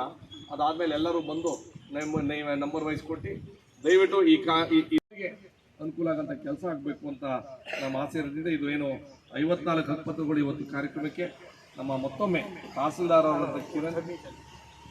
ಈಗ ರೋಡು ಗಿಡು ಎಲ್ಲ ಮಾಡಿದ್ರೆ ಏನೋ ಒಂದು ಮಾಡ್ತೀವಿ, ಒಂದು 4 ದಿನ ರೋಡ್ ಇಲ್ಲ ಆದರೆ ಇದು ಮಾತ್ರ ಶಾಶ್ವತ. ಅವರು ಈಗ ನೀವು ಹೇಳ್ದಂಗೆ ಏನೋ ಕಾರಣದಿಂದ ನೀವು ಆ ಮನೆಯಲ್ಲಿ ಮಾಡ್ಕೊಳಕ್ಕೆ ಆಗಿಲ್ಲ. ನೀವು ಹೇಳ್ದಂಗೆ ಇದು ಒಂದು ದೊಡ್ಡ ಆಸ್ತಿ. ರಸ್ತೆ ಕಾಮಗಾರಿ ಇರ್ಬೋದು, ಕುಡಿಯೋ ನೀರು ಇರ್ಬೋದು, ಅದು ತಾತ್ಕಾಲಿಕವಾಗಿ ಬದಲಾವಣೆ ಆಯ್ತಾ ಇರ್ತದೆ. ಇದು ಮಾತ್ರ ಹಕ್ಕುಪತ್ರ ನಮ್ಮ ಕೈಗೆ ಸಿಕ್ಕಲಿಲ್ಲ ಅಂತಂದರೆ ನಿಮ್ಮ ಮಕ್ಕಳು ನಿಮ್ಮ ಪ್ರಶ್ನೆ ಕೇಳ್ತಾರೆ, ಏನು ಈ ಮನೇಲಿರೋಂಥ ಸಮಯದಲ್ಲಿ ನಾವು ಏನು ಮಾಡ್ತಾ ಇದ್ದೀವಿ, ಯಾಕಿದ್ದೀವಿ, ಏನು ಸಾಲ ತಗೋಬೋದಾ, ಏನಕ್ಕೆ ಮಾಡ್ಕೊಳ್ಳೋದು ಅಂತ ಒಂದು ಕೇಳ್ಬೋದು. ಆ ವಿಚಾರದಲ್ಲಿ ಹಕ್ಕುಪತ್ರ ಒಂದು ದೊಡ್ಡ ಆಸ್ತಿ, ದಯವಿಟ್ಟು ಮಾರಾಟ ಮಾಡೋಕ್ಕೂ ಅವಶ್ಯಕತೆ ಇಲ್ಲ, ಅವಕಾಶನೂ ಕೊಡೋದಿಲ್ಲ ಅಲ್ಲ, ಕಾನೂನಲ್ಲಿ ಇಲ್ಲಲ್ಲ. ಎಷ್ಟು ವರ್ಷ ಇದೆ? 25 ವರ್ಷ ನೀವು ಮಾರಾಟನೂ ಮಾಡೋಕ್ಕಾಗಲ್ಲ. ಆಮೇಲೆ ಆ ಜಾಗ ನೀವೇ ಅನುಭವಿಸಬೇಕು. ಯಾಕಂದರೆ ನಾವು ಜಾಗ ಬೇರೆಯವ್ರಿಗೆ ಬಾಡಿಗೆ ಕೊಡೋದು, ಗಿಡಿಗೆ ಕೊಡೋದು, ಬೋಗಿ ಕೊಡೋದು ಎಲ್ಲ ಮಾಡೋಕ್ಕೆ ಹೋಗ್ಬೇಡಿ. ಯಾಕಂದರೆ ಎಷ್ಟೋ ಜನಕ್ಕೆ 2 ಸೆಂಟ್ ಜಾಗನೂ ಇಲ್ಲ. ಆ ಥರ ಯೋಚನೆ ಮಾಡಿ ನಾವು ಇದು ನಮ್ಮ ಆಸ್ತಿ ಅಂತ ಇಟ್ಕೊಂಡು ಯಾವ ಕಾರಣಕ್ಕೂ ಬೇರೆಯವ್ರಿಗೆ ಅನ್ಯಾಯ ಆಗಬಾರ್ದು ಅಂತ ನಿಮ್ಗೆ ಹೇಳ್ತಾ, ಸೇರಿದಂತೆ ಎಲ್ಲ 54 ಅರ್ಜಿದಾರಗಳು ನಿಮ್ಮ ಕಷ್ಟಕ್ಕೆ ಸ್ಪಂದನೆ ಮಾಡಿದಂಥ ನಮ್ಮ ರೆವಿನ್ಯೂ ಇಲಾಖೆಯವರಿಗೆ ಅಭಿನಂದನೆಗಳು ತಿಳಿಸ್ತಾ, ಮಾನ್ಯ ಮಂತ್ರಿಗೌಡರು ವಿಧಾನಸಭೆಯಲ್ಲಿ ಮತ್ತೊಂದು ಪ್ರಸ್ತಾಪವನ್ನು ಮಾಡಿದ್ದಾರೆ. ಈಗಲೂ ಕೂಡ 94 ಸೀಸನ್ನಲ್ಲಿ ಅವಕಾಶ ವಂಚಿತರಾದವರು, ಈಗಾಗಲೇ ನಿವೇಶನವನ್ನಲ್ಲಿ ಹೊಂದಿ ಅಲ್ಲಿ ವಾಸ ಮಾಡ್ತಿರುವವರು, ಮತ್ತೊಂದಷ್ಟು ನಿಯಮಗಳು ಏನು ಅಡ್ಡಿಯಾಗಿದೆ ಅದೆಲ್ಲವನ್ನು ಕೂಡ ಒಂದಷ್ಟು ಸಡಿಲಗೊಳಿಸಿ 94 ಸಿನಲ್ಲಿ ಮತ್ತೆ ಅರ್ಜಿಯನ್ನ ಹಾಕ್ಲಿಕ್ಕೆ ಸರ್ಕಾರ ಅವಕಾಶ ಕೊಡಬೇಕು ಅಂತೇಳಿ ಮಾನ್ಯ ಮಂತ್ರಿಗೌಡರು ವಿಧಾನಸಭೆಯಲ್ಲಿ ಪ್ರಸ್ತಾಪ ಮಾಡಿರೋದು ತಾವೆಲ್ಲರೂ ನೋಡಿರ್ಬೋದು. ಇನ್ನೂ ಬಹಳ ಜನರಿಗೆ ಆ ರೀತಿ ಅವಕಾಶಗಳನ್ನ ಕೊಡಲಿಕ್ಕೆ ಅವರು ಒಂದು ವೇದಿಕೆ ನಿರ್ಮಾಣ ಮಾಡಲಿಕ್ಕೆ ಅವರು ಕೂಡ ಪ್ರಯತ್ನವನ್ನು ಮಾಡ್ತಿದ್ದಾರೆ. ನಮ್ಮ ಕ್ಷೇತ್ರದಲ್ಲಿ ಈಗಲೂ ಕೂಡ ಗ್ರಾಮ ಪಂಚಾಯತಿ ವ್ಯಾಪ್ತಿಯಲ್ಲಿ ನವಗ್ರಾಮ ನಿರ್ಮಾಣ ಮಾಡಲಿಕ್ಕೆ ಹಲವು ಪಂಚಾಯತಿಗಳ ಜಾಗವನ್ನು ಗುರುತು ಮಾಡಿದ್ದೀವಿ. ಅದು ತಹಸೀಲ್ದಾರ್ ಕಚೇರಿಗಳಲ್ಲ, ಇಒ ಕಚೇರಿಗಳ ಮೂಲಕ, ಅದು ಗ್ರಾಮ ಪಂಚಾಯತಿಯ ಮೂಲಕ ಮಾಡಬೇಕಾಗಿದೆ. ಹಲವು ಗ್ರಾಮ ಪಂಚಾಯತಿಗಳಲ್ಲಿ ಈಗಲೂ ಕೂಡ ಆ ಯೋಜನೆಯನ್ನು ಸಮರ್ಪಕವಾಗಿ ಅಲ್ಲಿ ಮಾಡಲಿಕ್ಕೆ ಆಗಲಿಲ್ಲ. ಕೆಲವು ಜನ ಕುಳಿತುಕೊಂಡಿದ್ದಾರೆ, ವ್ಯವಸ್ಥಿತವಾಗಿ ಬಡಾವಣೆಗಳಾಗಲಿಲ್ಲ. ಹಾಗಾಗಿ ನವಗ್ರಾಮಗಳ ನಿರ್ಮಾಣ ಮಾಡಿ ಅಲ್ಲೂ ಕೂಡ ಒಂದಷ್ಟು ವಸತಿ ರಹಿತರಿಗೆ ಯೋಜನೆಗಳು ಮಾಡಬೇಕು ಅಂತೇಳಿ ನಮ್ಗಳ ಆಲೋಚನೆ ಇದೆ. ಸೊ ಆ ಸಂಬಂಧವಾಗಿ ಅನೇಕ ನಿರಂತರ ಸಭೆಗಳನ್ನು ಕೂಡ ಮಾನ್ಯ ಶಾಸಕರು ಕೈಗೊಂಡಿದ್ದಾರೆ. ಇದಲ್ಲದೆ ಕೆಲವೊಂದು ಸುಸಜ್ಜಿತವಾದ ಬಡಾವಣೆಗಳನ್ನು ಇವ್ರಿಗೇನು ನಮ್ಮ ಹೆಬ್ಬಾಲೆಯಲ್ಲಿ ಫಾರೆಸ್ಟ್ ಇದು ಶೂಟಿಂಗ್ ರೇಂಜ್ ಇದೆ, ಮತ್ತು ಬೇರೆ ಬೇರೆ ಕಡೆ ಏನಿದೆ ಅಲ್ಲೆಲ್ಲ ಒಂದು 30 ಎಕರೆ 40 ಎಕರೆ ಜಾಗವನ್ನು ತೆಗೆದುಕೊಂಡು ಒಂದು ಸುಸಜ್ಜಿತ ಬಡಾವಣೆ ಮಾಡಿ ನಮ್ಮ ತಾಲೂಕಿನ ವ್ಯಾಪ್ತಿಯ ಒಂದಷ್ಟು ಜನರನ್ನ ಒಂದು ವ್ಯವಸ್ಥಿತವಾಗಿ ಅಲ್ಲಿ ಬಡಾವಣೆ ನಿರ್ಮಾಣ ಮಾಡಿ ಎಲ್ಲ ಮೂಲಭೂತ ಸೌಕರ್ಯ ಒದಗಿಸಿಕೊಡ್ಬೇಕು ಅಂತ ಕೂಡ ಆಲೋಚನೆಗಳಿವೆ. ಮಾನ್ಯ ಶಾಸಕರು ಎಲ್ಲ ರೀತಿಯಲ್ಲೂ ಕೂಡ ಕೇವಲ ರಸ್ತೆ, ಚರಂಡಿ, ಶಾಲೆ, ಶಿಕ್ಷಣ ಮತ್ತು ಆರೋಗ್ಯ ಮಾತ್ರ ಅಲ್ಲ, ಬಡ ಜನರಿಗೆ ನಿವೇಶನ ಒದಗಿಸುವ ದಿಸೆಯಲ್ಲಿ ಕೂಡ ಅವರು ಆಲೋಚನೆಯನ್ನು ಇಟ್ಕೊಂಡಿದ್ದಾರೆ. ಸರ್ವ ಜನರ ಬದುಕನ್ನು ಹಸನಾಗಿಸುವಂಥ ನಿಟ್ಟಿನಲ್ಲಿ ಅನೇಕ ಯೋಜನೆಗಳನ್ನು ಕೂಡ ರೂಪಿಸ್ಕೊಂಡಿದ್ದೀವಿ. ಇವತ್ತು ಹಮ್ಮಿಕೊಂಡಿದ್ದೀವಿ. ಸ್ವಲ್ಪ ವಿಳಂಬ ಯಾಕಾಯ್ತು ಅಂದರೆ ಇನ್ನೂ 22 ಜನರು ದುಡ್ಡು ಕಟ್ತಾ ಇಲ್ಲ. ಅವರಿಗೆ ಮನೆ ಮನೆಗೆ ನಮ್ಮ ಪಕ್ಷದ ಮುಖಂಡಗಳ ಮೂಲಕ ಪ್ರತಿಯೊಬ್ಬರು ಕೂಡ ತಿಳಿಸಿದ್ದೀವಿ. ಒಟ್ಟಿಗೆ ಒಂದೇ ಸರಿ ಅಭಿಯಾನ ಮುಗಿಸ್ಬಿಡೋಣ ಅಂತೇಳಿ. ಇನ್ನು 22 ಜನ, ಕೆಲವರಲ್ಲಿ ಪರಿಶಿಷ್ಟ ಜಾತಿ ಪಂಗಡದವರು ಇದ್ದಾರೆ, ಕೇವಲ ಅವರು 700-800 ರೂಪಾಯಿ ಕಟ್ಟಬೇಕಷ್ಟೇ. ಆ ದುಡ್ಡನ್ನ ನಾವೇ ಕಟ್ತೀವಿ, ಕಳಿಸ್ಕೊಟ್ಬಿಡ್ರಿ ಅಂತ ಹೇಳಿದ್ರು ಕೂಡ ಯಾರೂ ಮುಂದೆ ಬರ್ತಾರೆ. ಏನು ಮಾಡೋದು ಇಂಥ ಪರಿಸ್ಥಿತಿ? ನಮ್ಮ ಕೂಡ್ಲೂರಲ್ಲಿ 5 ಇದೆ, ಕೂಡ್ಲೂರು 1ರಲ್ಲಿ 20ರಲ್ಲಿ ಕೂಡ್ಲೂರಲ್ಲಿ 5 ಇದೆ. ಅಲ್ಲೆಲ್ಲರೂ ಕೂಡ ತಿಳಿಸಿದ್ರು. ಇನ್ನು ಕೆಲವರು ಯಾರು ಅಂತ ಗೊತ್ತಾಗ್ತಾ ಇಲ್ಲ, 3 ಜನ ಯಾರು ಅಂತ ಗೊತ್ತಾಗ್ತಾ ಇಲ್ಲ. ಕೂಡ್ಗೆಲ್ಲ 5 ಜನ ಇದ್ದಾರೆ, ಅಲ್ಲಿ 10 ಜನ ಅಲ್ಲೇ ಇದ್ದಾರೆ ಆ ವ್ಯಾಪ್ತಿಯಲ್ಲಿ. ಇನ್ನು 6ನೇ ಹೊಸಕೋಟೆ ಇನ್ನೊಂದು ಕೆಲವು ಕಡೆ 1, 2, 3 ಬಾಕಿ ಇದೆ. ಅವರೆಲ್ಲರೂ ಕೊಟ್ಟಿದ್ರು ಕೂಡ ಇವತ್ತೆಲ್ಲ ಮಾಡಿ ಅಭಿಯಾನನ ಪೂರ್ಣಗೊಳಿಸ್ತೀವಿ. ಯಾರ್ಯಾರು ಅರ್ಜಿ ಹಾಕಿದ್ರೆ ಅದೆಲ್ಲವನ್ನು ಕೂಡ ಪೂರ್ಣಗೊಳಿಸ್ತಾ ಇದ್ದೀವಿ. ಈಗ ಸರ್ಕಾರಗಳು ಹಲವು ಬಂದಿದೆ, ಹೋಗಿದೆ. ಸೊ ನಮಗೆ ನಾವು ಚುನಾವಣೆಗಳನ್ನ ಎದುರಿಸಬೇಕಾದ್ರೆ ಬೇರೆ ಬೇರೆ ರೀತಿಯಲ್ಲಿ ರೋಟಿ ಕಪಡ ಅವ್ರ ಮಕಾನ ನಾವು ಚುನಾವಣೆಯನ್ನು ಎದುರಿಸಿದ್ವಿ 71ರಲ್ಲಿ ಅಂತ ಹೇಳಿದ್ರೆ ಹಸಿವು ಅಷ್ಟು ಇದಕ್ಕೆ ಭಾರತವನ್ನು ಕಾಡಿಸ್ತಾ ಇತ್ತು. ರೋಟಿ ಕಪಡ ಅಂತ ಹೇಳಿದ್ರೆ ಬಟ್ಟೆ ಕೊಂಡ್ಕೊಳ್ಳೋದಂಥ ಪರಿಸ್ಥಿತಿ ಇತ್ತು. ಮಕಾನ ಅಂದರೆ ಮನೆ ಮತ್ತು ನಿವೇಶನ. ಈ ರೀತಿ ಇದ್ದಂಥ ಭಾರತವನ್ನ ಉಳುವವರಿಗೆ ಭೂಮಿ ಮೂಲಕ 57-53 ಹಾಕೋದ್ರ ಮೂಲಕ ನೀವು ಮಾಡಿಕೊಂಡ ಭೂಮಿಗೆ ಅವಕಾಶ ಕೊಡ್ತಾ ನೀವು ನಿಮ್ಮ ಜಮೀನ್ದಾರನ್ನ ಮಾಡಿ ಜನತಾ ಕಾಲೋನಿಗಳು, ನವಗ್ರಾಮಗಳು, ಆಶ್ರಯ ಕಾಲೋನಿಗಳು ಇದನ್ನು ಮಾಡಿದ ಯಾರು ಅಂತ ತಮ್ಗೆ ಗೊತ್ತಾಗಬೇಕು, ಮನವರಿಕೆ ಆಗಬೇಕು. ಇದೆಲ್ಲವೂ ಕೂಡ ಇಂದಿರಮ್ಮನ ಕಾಲದಲ್ಲಿ, ದೇವರಾಜರಸು ಕಾಲದಲ್ಲಿ ಇದೆಲ್ಲವೂ ಆಗಿದೆ. ಬೇರೆ ಎಲ್ಲ ನಿಮ್ಮನ್ನು ಜಮೀನ್ದಾರರು ಮಾಡಿದರೆ, ನಿಮಗೆ ನಿವೇಶನ ಕೊಟ್ಟಿದ್ರೆ, ಈ ರೀತಿ ಬಡಾವಣೆಗಳನ್ನ ನಿರ್ಮಾಣ ಮಾಡಿ ನಿಮಗೆ ಸುಸಜ್ಜಿತವಾಗಿ ಅಲ್ಲಿ ವ್ಯವಸ್ಥೆ ಮಾಡಿದರೆ, ಆಶ್ರಯ ಯೋಜನೆಗಳಿರ್ಬೋದು, ನವಗ್ರಾಮ ಇರ್ಬೋದು, ಜನತಾ ಕಾಲೋನಿ, ಇದೆಲ್ಲ ಏನು ನಿರ್ಮಾಣ ಆಗಿದೆ ಅದೆಲ್ಲವೂ ಕೂಡ ಯಾರ ಕಾಲದಲ್ಲಾಗಿದೆ ಮತ್ತು ಯಾರ ಕನಸಿನ ಮೇಲೆ ಇದೆಲ್ಲ ಆಗಿದೆ ಅನ್ನೋದು ವಾಸ್ತವ ಬೇರೆ ಏನು ಹೇಳ್ತಿಲ್ಲ ನಾನು ನಿಮಗೆ. ಈ ಸಂದರ್ಭ ತಾಲೂಕು ಗ್ಯಾರಂಟಿ ಅನುಷ್ಠಾನ ಸಮಿತಿ ಅಧ್ಯಕ್ಷ ವಿಪಿ ಶಶಿಧರ್, ತಾಲೂಕು ತಹಶೀಲ್ದಾರ್ ಕಿರಣ್ ಜಿ ಗೌರಯ್ಯ, ಅಕ್ರಮ ಸಕ್ರಮ ಸಮಿತಿಯ ಸದಸ್ಯರಾದ ನಟೇಶ್ ಗೌಡ, ಗೋವಿಂದಪ್ಪ, ಸಂಜೀವ ಮತ್ತು ನಗರ ಕಾಂಗ್ರೆಸ್ ಅಧ್ಯಕ್ಷರಾದ ಜೋಸೆಫ್ ವಿಕ್ಟರ್ ಸೋನ್ಸ್ ಪಾಲ್ಗೊಂಡಿದ್ದರು.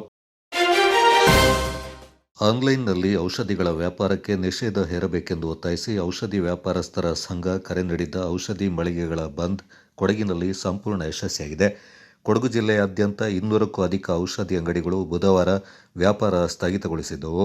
ಬಂದ್ಗೆ ಸಹಕಾರ ನೀಡಿದ ಗ್ರಾಹಕರಿಗೆ ಸಂಘದ ವತಿಯಿಂದ ಧನ್ಯವಾದ ಸಲ್ಲಿಸುವುದಾಗಿ ಸಂಘದ ಜಿಲ್ಲಾಧ್ಯಕ್ಷ ಅಂಬೇಕಲ್ ಜೀವನ್ ಕುಶಾಲಪ್ಪ ತಿಳಿಸಿದ್ದಾರೆ. ಕೊಡಗು ಜಿಲ್ಲಾ ಔಷಧಿ ವ್ಯಾಪಾರಸ್ಥರ ಸಂಘದ ವತಿಯಿಂದ ಜಿಲ್ಲಾಡಳಿತದ ಮೂಲಕ ಪ್ರಧಾನಮಂತ್ರಿಗಳಿಗೆ ಮನವಿ ಸಲ್ಲಿಸಲಾಯಿತು. ಹೆಚ್ಚುವರಿ ಜಿಲ್ಲಾಧಿಕಾರಿ ಸಹನಾ ಎಚ್ ಹಾದಿಮನಿ ಸಂಘದಿಂದ ನೀಡಲಾದ ಮನವಿ ಪತ್ರವನ್ನು ಸ್ವೀಕರಿಸಿದರು. ಔಷಧಿ ವ್ಯಾಪಾರಸ್ಥರ ಸಂಘದ ಅಧ್ಯಕ್ಷ ಜೀವನ್ ಕುಶಾಲಪ್ಪ, ಜಂಟಿ ಕಾರ್ಯದರ್ಶಿ ವಸಂತಕುಮಾರ್, ಉಪಾಧ್ಯಕ್ಷ ಎಕೆ ವಿನೋದ್, ಖಜಾಂಚಿ ಪ್ರಸಾದ್ ಗೌಡ ಈ ಸಂದರ್ಭ ಹಾಜರಿದ್ದರು.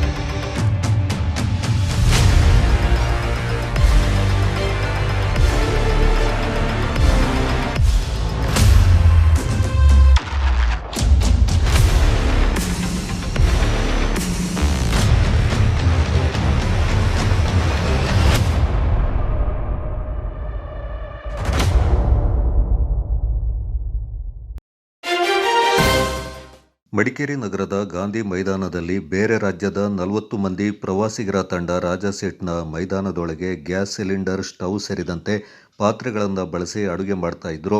ಇದನ್ನು ಗಮನಿಸಿದ ನಗರಸಭೆಯಿಂದ ಸೂಕ್ತ ಕ್ರಮ ಕೈಗೊಳ್ಳಲಾಗಿದೆ. ಗಾಂಧಿ ಮೈದಾನದಲ್ಲಿ ಪ್ರವಾಸಿಗರ ಅಡುಗೆ ಕಾರ್ಯದಿಂದ ಉಂಟಾದ ಅಶುಚಿತ್ವ ಕಂಡು ಈ ಕುರಿತು ಮಾಹಿತಿ ತಿಳಿದ ನಗರಸಭೆ ಉಪಾಧ್ಯಕ್ಷರಾದ ಮಹೇಶ್ ಜೈನಿ ಅವರು ದಿಢೀರ್ ಭೇಟಿ ನೀಡಿ ಪ್ರವಾಸಿಗರನ್ನು ತರಾಟೆಗೆ ತೆಗೆದುಕೊಂಡಿದ್ದಾರೆ. ಪ್ರವಾಸಿಗರಿಂದ ಪೂರ್ತಿ ಮೈದಾನವನ್ನು ಶುಚಿಗೊಳಿಸಿ 2,000 ದಂಡ ವಿಧಿಸಲಾಯಿತು. ಮೈದಾನವನ್ನು ಅಶುಚಿತ್ವ ಮಾಡಿದ ತಮಿಳುನಾಡಿನ ಬಸ್ ಪ್ರಯಾಣಿಕರಿಗೆ 2,000 ದಂಡ ವಿಧಿಸಲಾಯಿತು.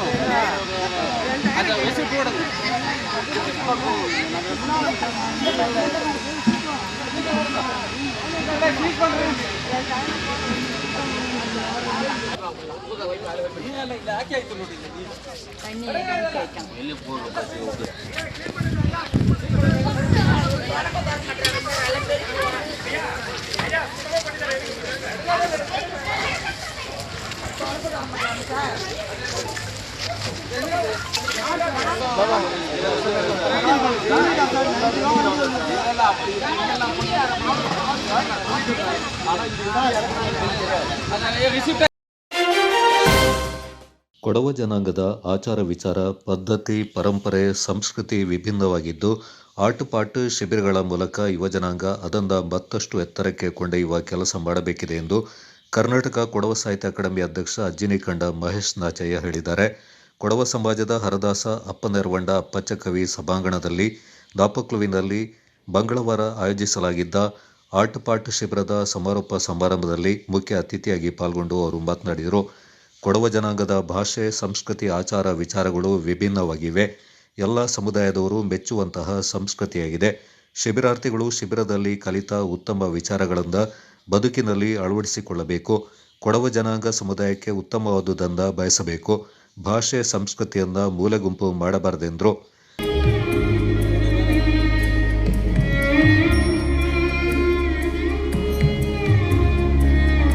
ಕನ್ನಡ ಇಲ್ಲಿ ಓದಿಕೊಂಡು ನಾಳೆ ಈಗ ಕಾಲೇಜಿಗೆ ಕೊಂಡೋದು ಅಥವಾ ಬೇರೆ ಬಲ್ಲೆ ವಿದ್ಯಾಭ್ಯಾಸಕ್ಕೆ ಕೊಂಡು ಅಥವಾ ಉದ್ಯೋಗಕ್ಕೆ ಕೊಂಡೋದು ಕಂಡತಿಗೆ ಇಲ್ಲೇ ಇಕ್ಕುಲೆ ಅಂದಿನ ಇಪ್ಪಕ್ಕ ಎಂತನ ನಂಗೆ ಇಲ್ಲಿ ಪಡಿಸ್ತಿತ್ತು ಹಂಗೆ ಈ ಕಾಲೇಜಿಗೆ ಪತ್ತಣೆಗೆ ಪಡಿಸಿದಿಪ್ಪ ಹಂಗೆ ಇನ್ನಿ ಹೆಂಗಡ ಪಡಿಪುನ ಮರ್ಕೋಕ್ ಕೈಲೆ ಆ ಪಡಿಪು ಇಂಜಿತೆ ಇಪ್ಪ ಅಂದನೆ ಹೆಂಗ ಕಾಲು ಹೊಡ್ಕೊಂಡು ಕೈ ಹೊಡ್ಕೊಂಡು ಎಂದನೆ ತಕ್ಕ ಬರೆಯೋಂಡು ಇದೆಲ್ಲ ಹಿಂಗೆ ಎಕ್ಕೋಕು ಮರಿಯುಲೆ ಹೊರಬ ಎಣ್ಣೀರ ನಾಲ್ಕು ಕೊಡವ ತಕ್ಕ ಮರಂದು ಕೋಸಿಂದು ಮರನಿ ತಿಪ್ಪುಲೆ ನಾನು ಕನ್ನಡ ಮರಂದು ಕೋಸಿನೋ ಬಲ್ಲೆ ಪದೋಯ್ಗೆರ್ನ ಪಿನ್ನ ಒಂದು ಮರನಿ ತಿಪ್ಪುಲೆ ಅದು ಬಲ್ಲೇರಿಕೆ ಹಸಿದೆ ಆ ಬಲ್ಲೇರಿಕೆನ ನಂಗೆ ಬಿಡೋದು ಇದು ಅವ್ರ ವಿಚಾರ ಇಂದು ಕೊಡವಡಲ್ಲಿ ನಂಗೆ ಉಳ್ಳ ಹೆಚ್ಚಕಾಳು ಮತ್ತು ಇಲ್ಲಿಗೆ ಹೆಚ್ಚಕಾಳು ಉಳ್ಳ 10-200 ಆಳು ಏದೇ ಒಂದು ಜಾಗಕ್ಕೆ ಕೋಶನ್ ನಂಗೆ ಹೆಚ್ಚಕಾಳು ಇಪ್ಪು ಅಚ್ಚಸಿಕೆ ಇಪ್ಪು 20 ಆಳು ಇಪ್ಪ 200 ಆಳು ಇಪ್ಪ 2000 ಜನ ಇಪ್ಪ ಅಮ್ಮಮ್ಮ ಅನಿಸಿಗೆ ನಂಗೆ ಕಾಂಬು ಬೆರಿಯೋರು 20,000 ಜನ ಮೊನ್ನೆ ಅಂದಿದ್ದ ಚಾನಂಡ ಒಕ್ಕಡ ಹಾಕಿನ ಮೇಲೂ ಕೊಡವ ಇಂಜಿ ಅಚ್ಚಿಗೆ ಇಪ್ಪತ್ತೈಯೋ ನಂಗೆ ಓರ್ ಸಂದರ್ಭ ಬಿಟ್ಟಿச்சு ಅಚ್ಚಿಗೆ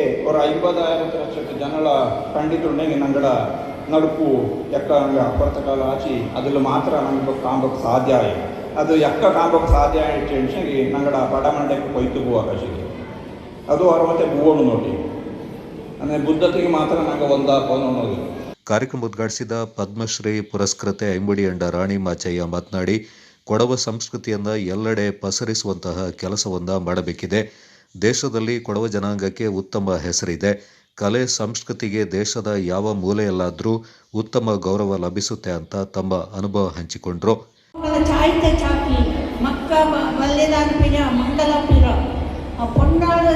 చిన్న పండుగ ఉందాపన్నట్టు ఇంకా కాపుక మొట్టను ನಂಗೆ ಇಚ್ಚಕ್ಕೆ ಚಾಕಿದ್ದು ನಾನು ಎತ್ತಿದ್ದು ನಾನು ಚಾಕಿದ್ದು ಇಚ್ಚಕ್ಕೆ ನಂಗೆ ಪರ್ಮೆಂಟ್ ಅಂತ ಕೆಲಸ ನಿಂಗೆ ದಾರು ಮಾಡತ್ತಿ ದೇವ ನಿಂಗೆ ಹಂಗೆ ಪನಿಷ್ಮೆಂಟ್ ಕೊಡ್ತೈತೆ ಕೊಡ್ಪಾಣ ಅಂತ ನಾಡಗೇನ ಮಿನ್ನೆ ಕೂಸ ದಾರ ಹೆಂಗಿ ಕೈ ಎತ್ತಂಗ ನಂಗಡಲ್ಲಿ 4 ಕಾಲು ಇಲ್ಲ 4 ಕಾಲು ಉಳ್ಳುವಂಗ 4 ಕೊಡವಂಗ ಉಂಡು 1 పొన్నాళ్ళు ಉಂಡು ಅಂಗಡ ಸ್ಥಿತಿನೇ ನೋಡ್ಸಿಲ್ಲ. ನಾಕೇನು ಮರೆಯಪ್ಪ ಎಂಥ ಅವಸ್ಥೆ ಇದು. ಮನೇಲಿ ತೋಟ ಉಂಡು ಹಾಳು ಉಂಡು ಅಚ್ಚಿಗೆ ಮಂಗಲ ಆಯ್ತದ ನಾನು ಮಂಗಲ ಆಯ್ತು ಅದು ಏನಂಗೆ ನಾವು ಗೊತ್ತಿಲ್ಲ ಪರ್ಮೇಟ್ ಅನ್ನೋಂಡು ನಂಗಡ ಕೊಡವಂಗ 4 ಪಕ್ಕ ನಾಲ್ಕೇ ಬೇಜಾರಪ್ಪ ಎಂತಂಗೆ ನಂಗಡ ಕೊಡೋಂಗ ಇಂದ ಮಾಡುವಲ್ಲ ಅಂಗಡ ಪುಣ್ಣ ಮಕ್ಕ ಪೊಣ್ಣಿಲ್ಲ ಹೆಂಗೆ ಮಕ್ಕ ಚಾಕೋಕ್ಕೆ ಶಕ್ತಿ ಹಿಂಗಿದ್ದೂ ಚಾಕುಲಿ ಅದನ್ನು ದಯವಿಟ್ಟು ಬೇಚಿದ್ದು ನಿಂಗೆ ಇದು ಒಂದನ ದಾರೇನು ಮಾಡೋದು ಆಚೆಗೆ ಹಂಗೆ ಬುದ್ಧಿವಾದವನಿದ್ದು ಅಪ್ಪ ಅವನ ಚಾಕು ಅಂತ ಕಷ್ಟ ಧೈರ್ಯ ಕೊಟ್ಟಿದ್ದು ಮಾಡಿ ಹಿಂಗೆ. ಕೊಡವ ಸಮಾಜದ ಅಧ್ಯಕ್ಷ ಮುಂಡಂಡ ಸಿ ನಾಣಯ್ಯ ಮಾತನಾಡಿ, ಚೇನಂಡ ಹಾಕಿ ಕಪ್ ಪಂದ್ಯಾವಳಿಯಲ್ಲಿ ಆಟಪಾಠ ಶಿಬಿರ ಕಾರ್ಯಕ್ರಮಕ್ಕೆ ಚಾಲನೆ ನೀಡಿ ಕೊಡವ ಸಮಾಜದ ಅಪ್ಪನೆರವಂಡ ಅಪ್ಪಚ್ಚ ಕವಿ ಸಭಾಂಗಣದಲ್ಲಿ ಶಿಬಿರವನ್ನು ವ್ಯವಸ್ಥಿತವಾಗಿ ಆಯೋಜನೆ ಮಾಡಲಾಯಿತು.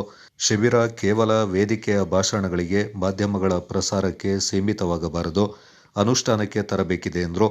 ಉಳ್ಳದೆ 5 ಲಕ್ಷ ಇಲ್ಲ ಮಿನ್ನಕ್ಕೆ ನಂಗಡ ಬೊಮ್ಮಕ್ಕ 5 ಲಕ್ಷ ಮಕ್ಕಳ ಬೇಕಿತ್ತು. ನಂಗಡ ಕೊಡವ ಮೇಲೆ ಉಳಿದು ಇದ್ದೇನೆ ನಂಗಡ ಜನಸಂಖ್ಯೆನ ಉಳಿತಿದ್ದು ಕೊಳತಿದ್ದಕ್ಕೆ ಮಾತ್ರ ನಂಗಡ ಕಲೆ ಸಂಸ್ಕೃತಿ ಪದ್ಧತಿ ಆಚಾರ ವಿಚಾರದನ್ನ ನಂಗೆ ಬಳತಂತ ಸಾಧ್ಯತೆ ಅದನ್ನು ಬಿಟ್ಟು ನಂಗಡ ಮೊಮ್ಮಕ್ಕಳು ಕೂಡ ದಯಬೆಚ್ಚಿತ್ತು ನಿಂಗ ಅಪ್ಪಚ್ಚಕ್ಕೆ ಮಕ್ಕಳ ಜಾಸ್ತಿ ಮಾಡಿ ನಂಗಡ ಜನಸಂಖ್ಯೆ ಜಾಸ್ತಿ ಅನ್ನೋದಕ್ಕೆ ಆ ಮಕ್ಕಳ ಪುಟ್ಟಿದೆಯೇ ಚೈನಾತ್ಲು ಜಪಾನಲ್ಲೆಲ್ಲ ಪುಟ್ಟೋ ಮಕ್ಕಳ ನೀರು ಕಿಟ್ಟಿದ್ದೇಗಳ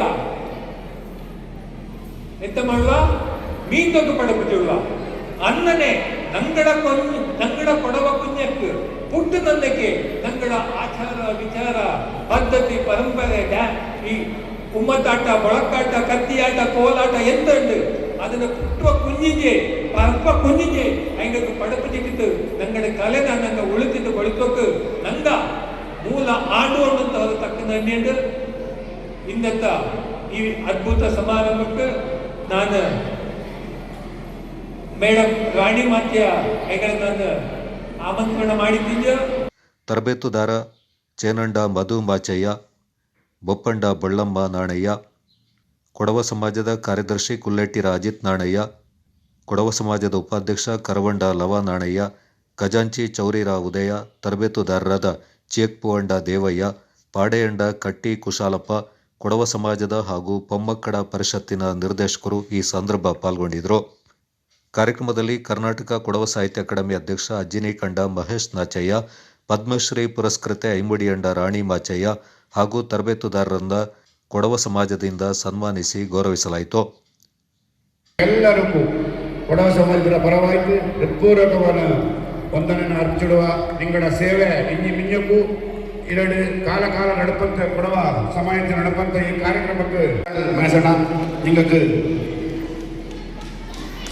ನಾಪು ಕೊಡವ ಸಮಾಜದ ವತಿದ ನಂಗೆ ನಿಂಗಳ ಸನ್ಮಾನ ಮಾಡಿಕೊಂಡು ನಂಗಡ ಕೊಡವ ಸಮಾಜ ಅಧ್ಯಕ್ಷರಾನಂತ MC ನಾಣೆಹಟ್ಟಿಗ ಅಂದನೆ ಉಪಾಧ್ಯಕ್ಷರಾನಂತ ಲವ ನಾಣೆಹಟ್ಟಿಗ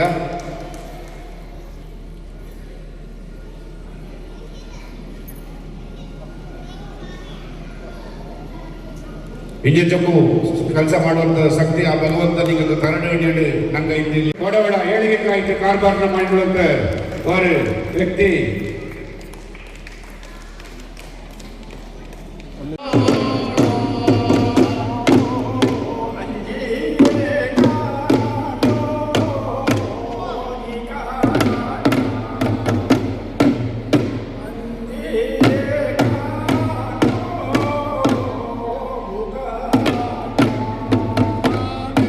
ಪರವಾಯಿತು ಹೃತ್ಪೂರ್ವಕವಾದ ವಂದನೆಯನ್ನು ಅರ್ಪಿಸುತ್ತೋಯ್ ಅನ್ನನೆ ಇನ್ನೊರು ವ್ಯಕ್ತಿ ಕಟ್ಟಿ ಕುಸಲಪ್ಪ ಹಿಂಗ ಪಾಡೆಂಡ ಕಟ್ಟಿ ಕುಸಲಪ್ಪ ಹಿಂಗ ಒಡವಡ ಆಚಾರ ವಿಚಾರ ಪದ್ಧತಿ ಪರಂಪರೆ ರಾಜಕೀಯ ಕೋವು ಇದೆಲ್ಲ ಭಾರಿ ಕಾರ್ಬಾರ್ನ ಮಾಡಿರುವಂತವರು ಯುವ ಬಾಲಕರ ಇಂಗಡ ಭವಿಷ್ಯ ಇನ್ನಕ್ಕೂ ನಲ್ಲದಾಡು ಬೆಟ್ಟರು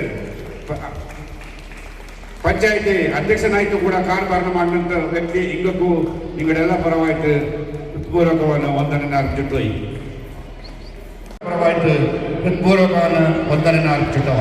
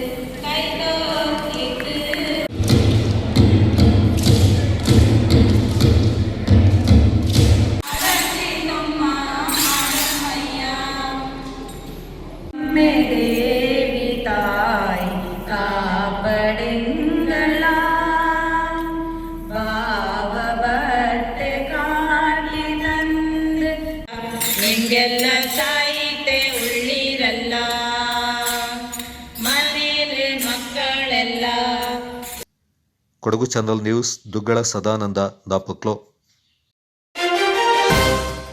ಮಂಡ್ಯದ ಕೃಷಿ ವಿಜ್ಞಾನಗಳ ವಿವಿ ವ್ಯಾಪ್ತಿಯ ಮಡಿಕೇರಿ ವಿಸ್ತರಣಾ ಘಟಕ ಹಾಗೂ ಅರಣ್ಯ ಮಹಾವಿದ್ಯಾಲಯ ರೇನ್ಫಾರೆಸ್ಟ್ ಮತ್ತು ಬೈಫ್ ಸಬಲ ಯೋಜನೆಯ ವತಿಯಿಂದ ಮೇ 23ರಂದು ಪೊನ್ನಂಪೇಟೆಯ ಅರಣ್ಯ ಮಹಾವಿದ್ಯಾಲಯದಲ್ಲಿ ವಿಶ್ವ ಜೇನು ದಿನಾಚರಣೆ 2026 ನಡೆಯಲಿದೆ.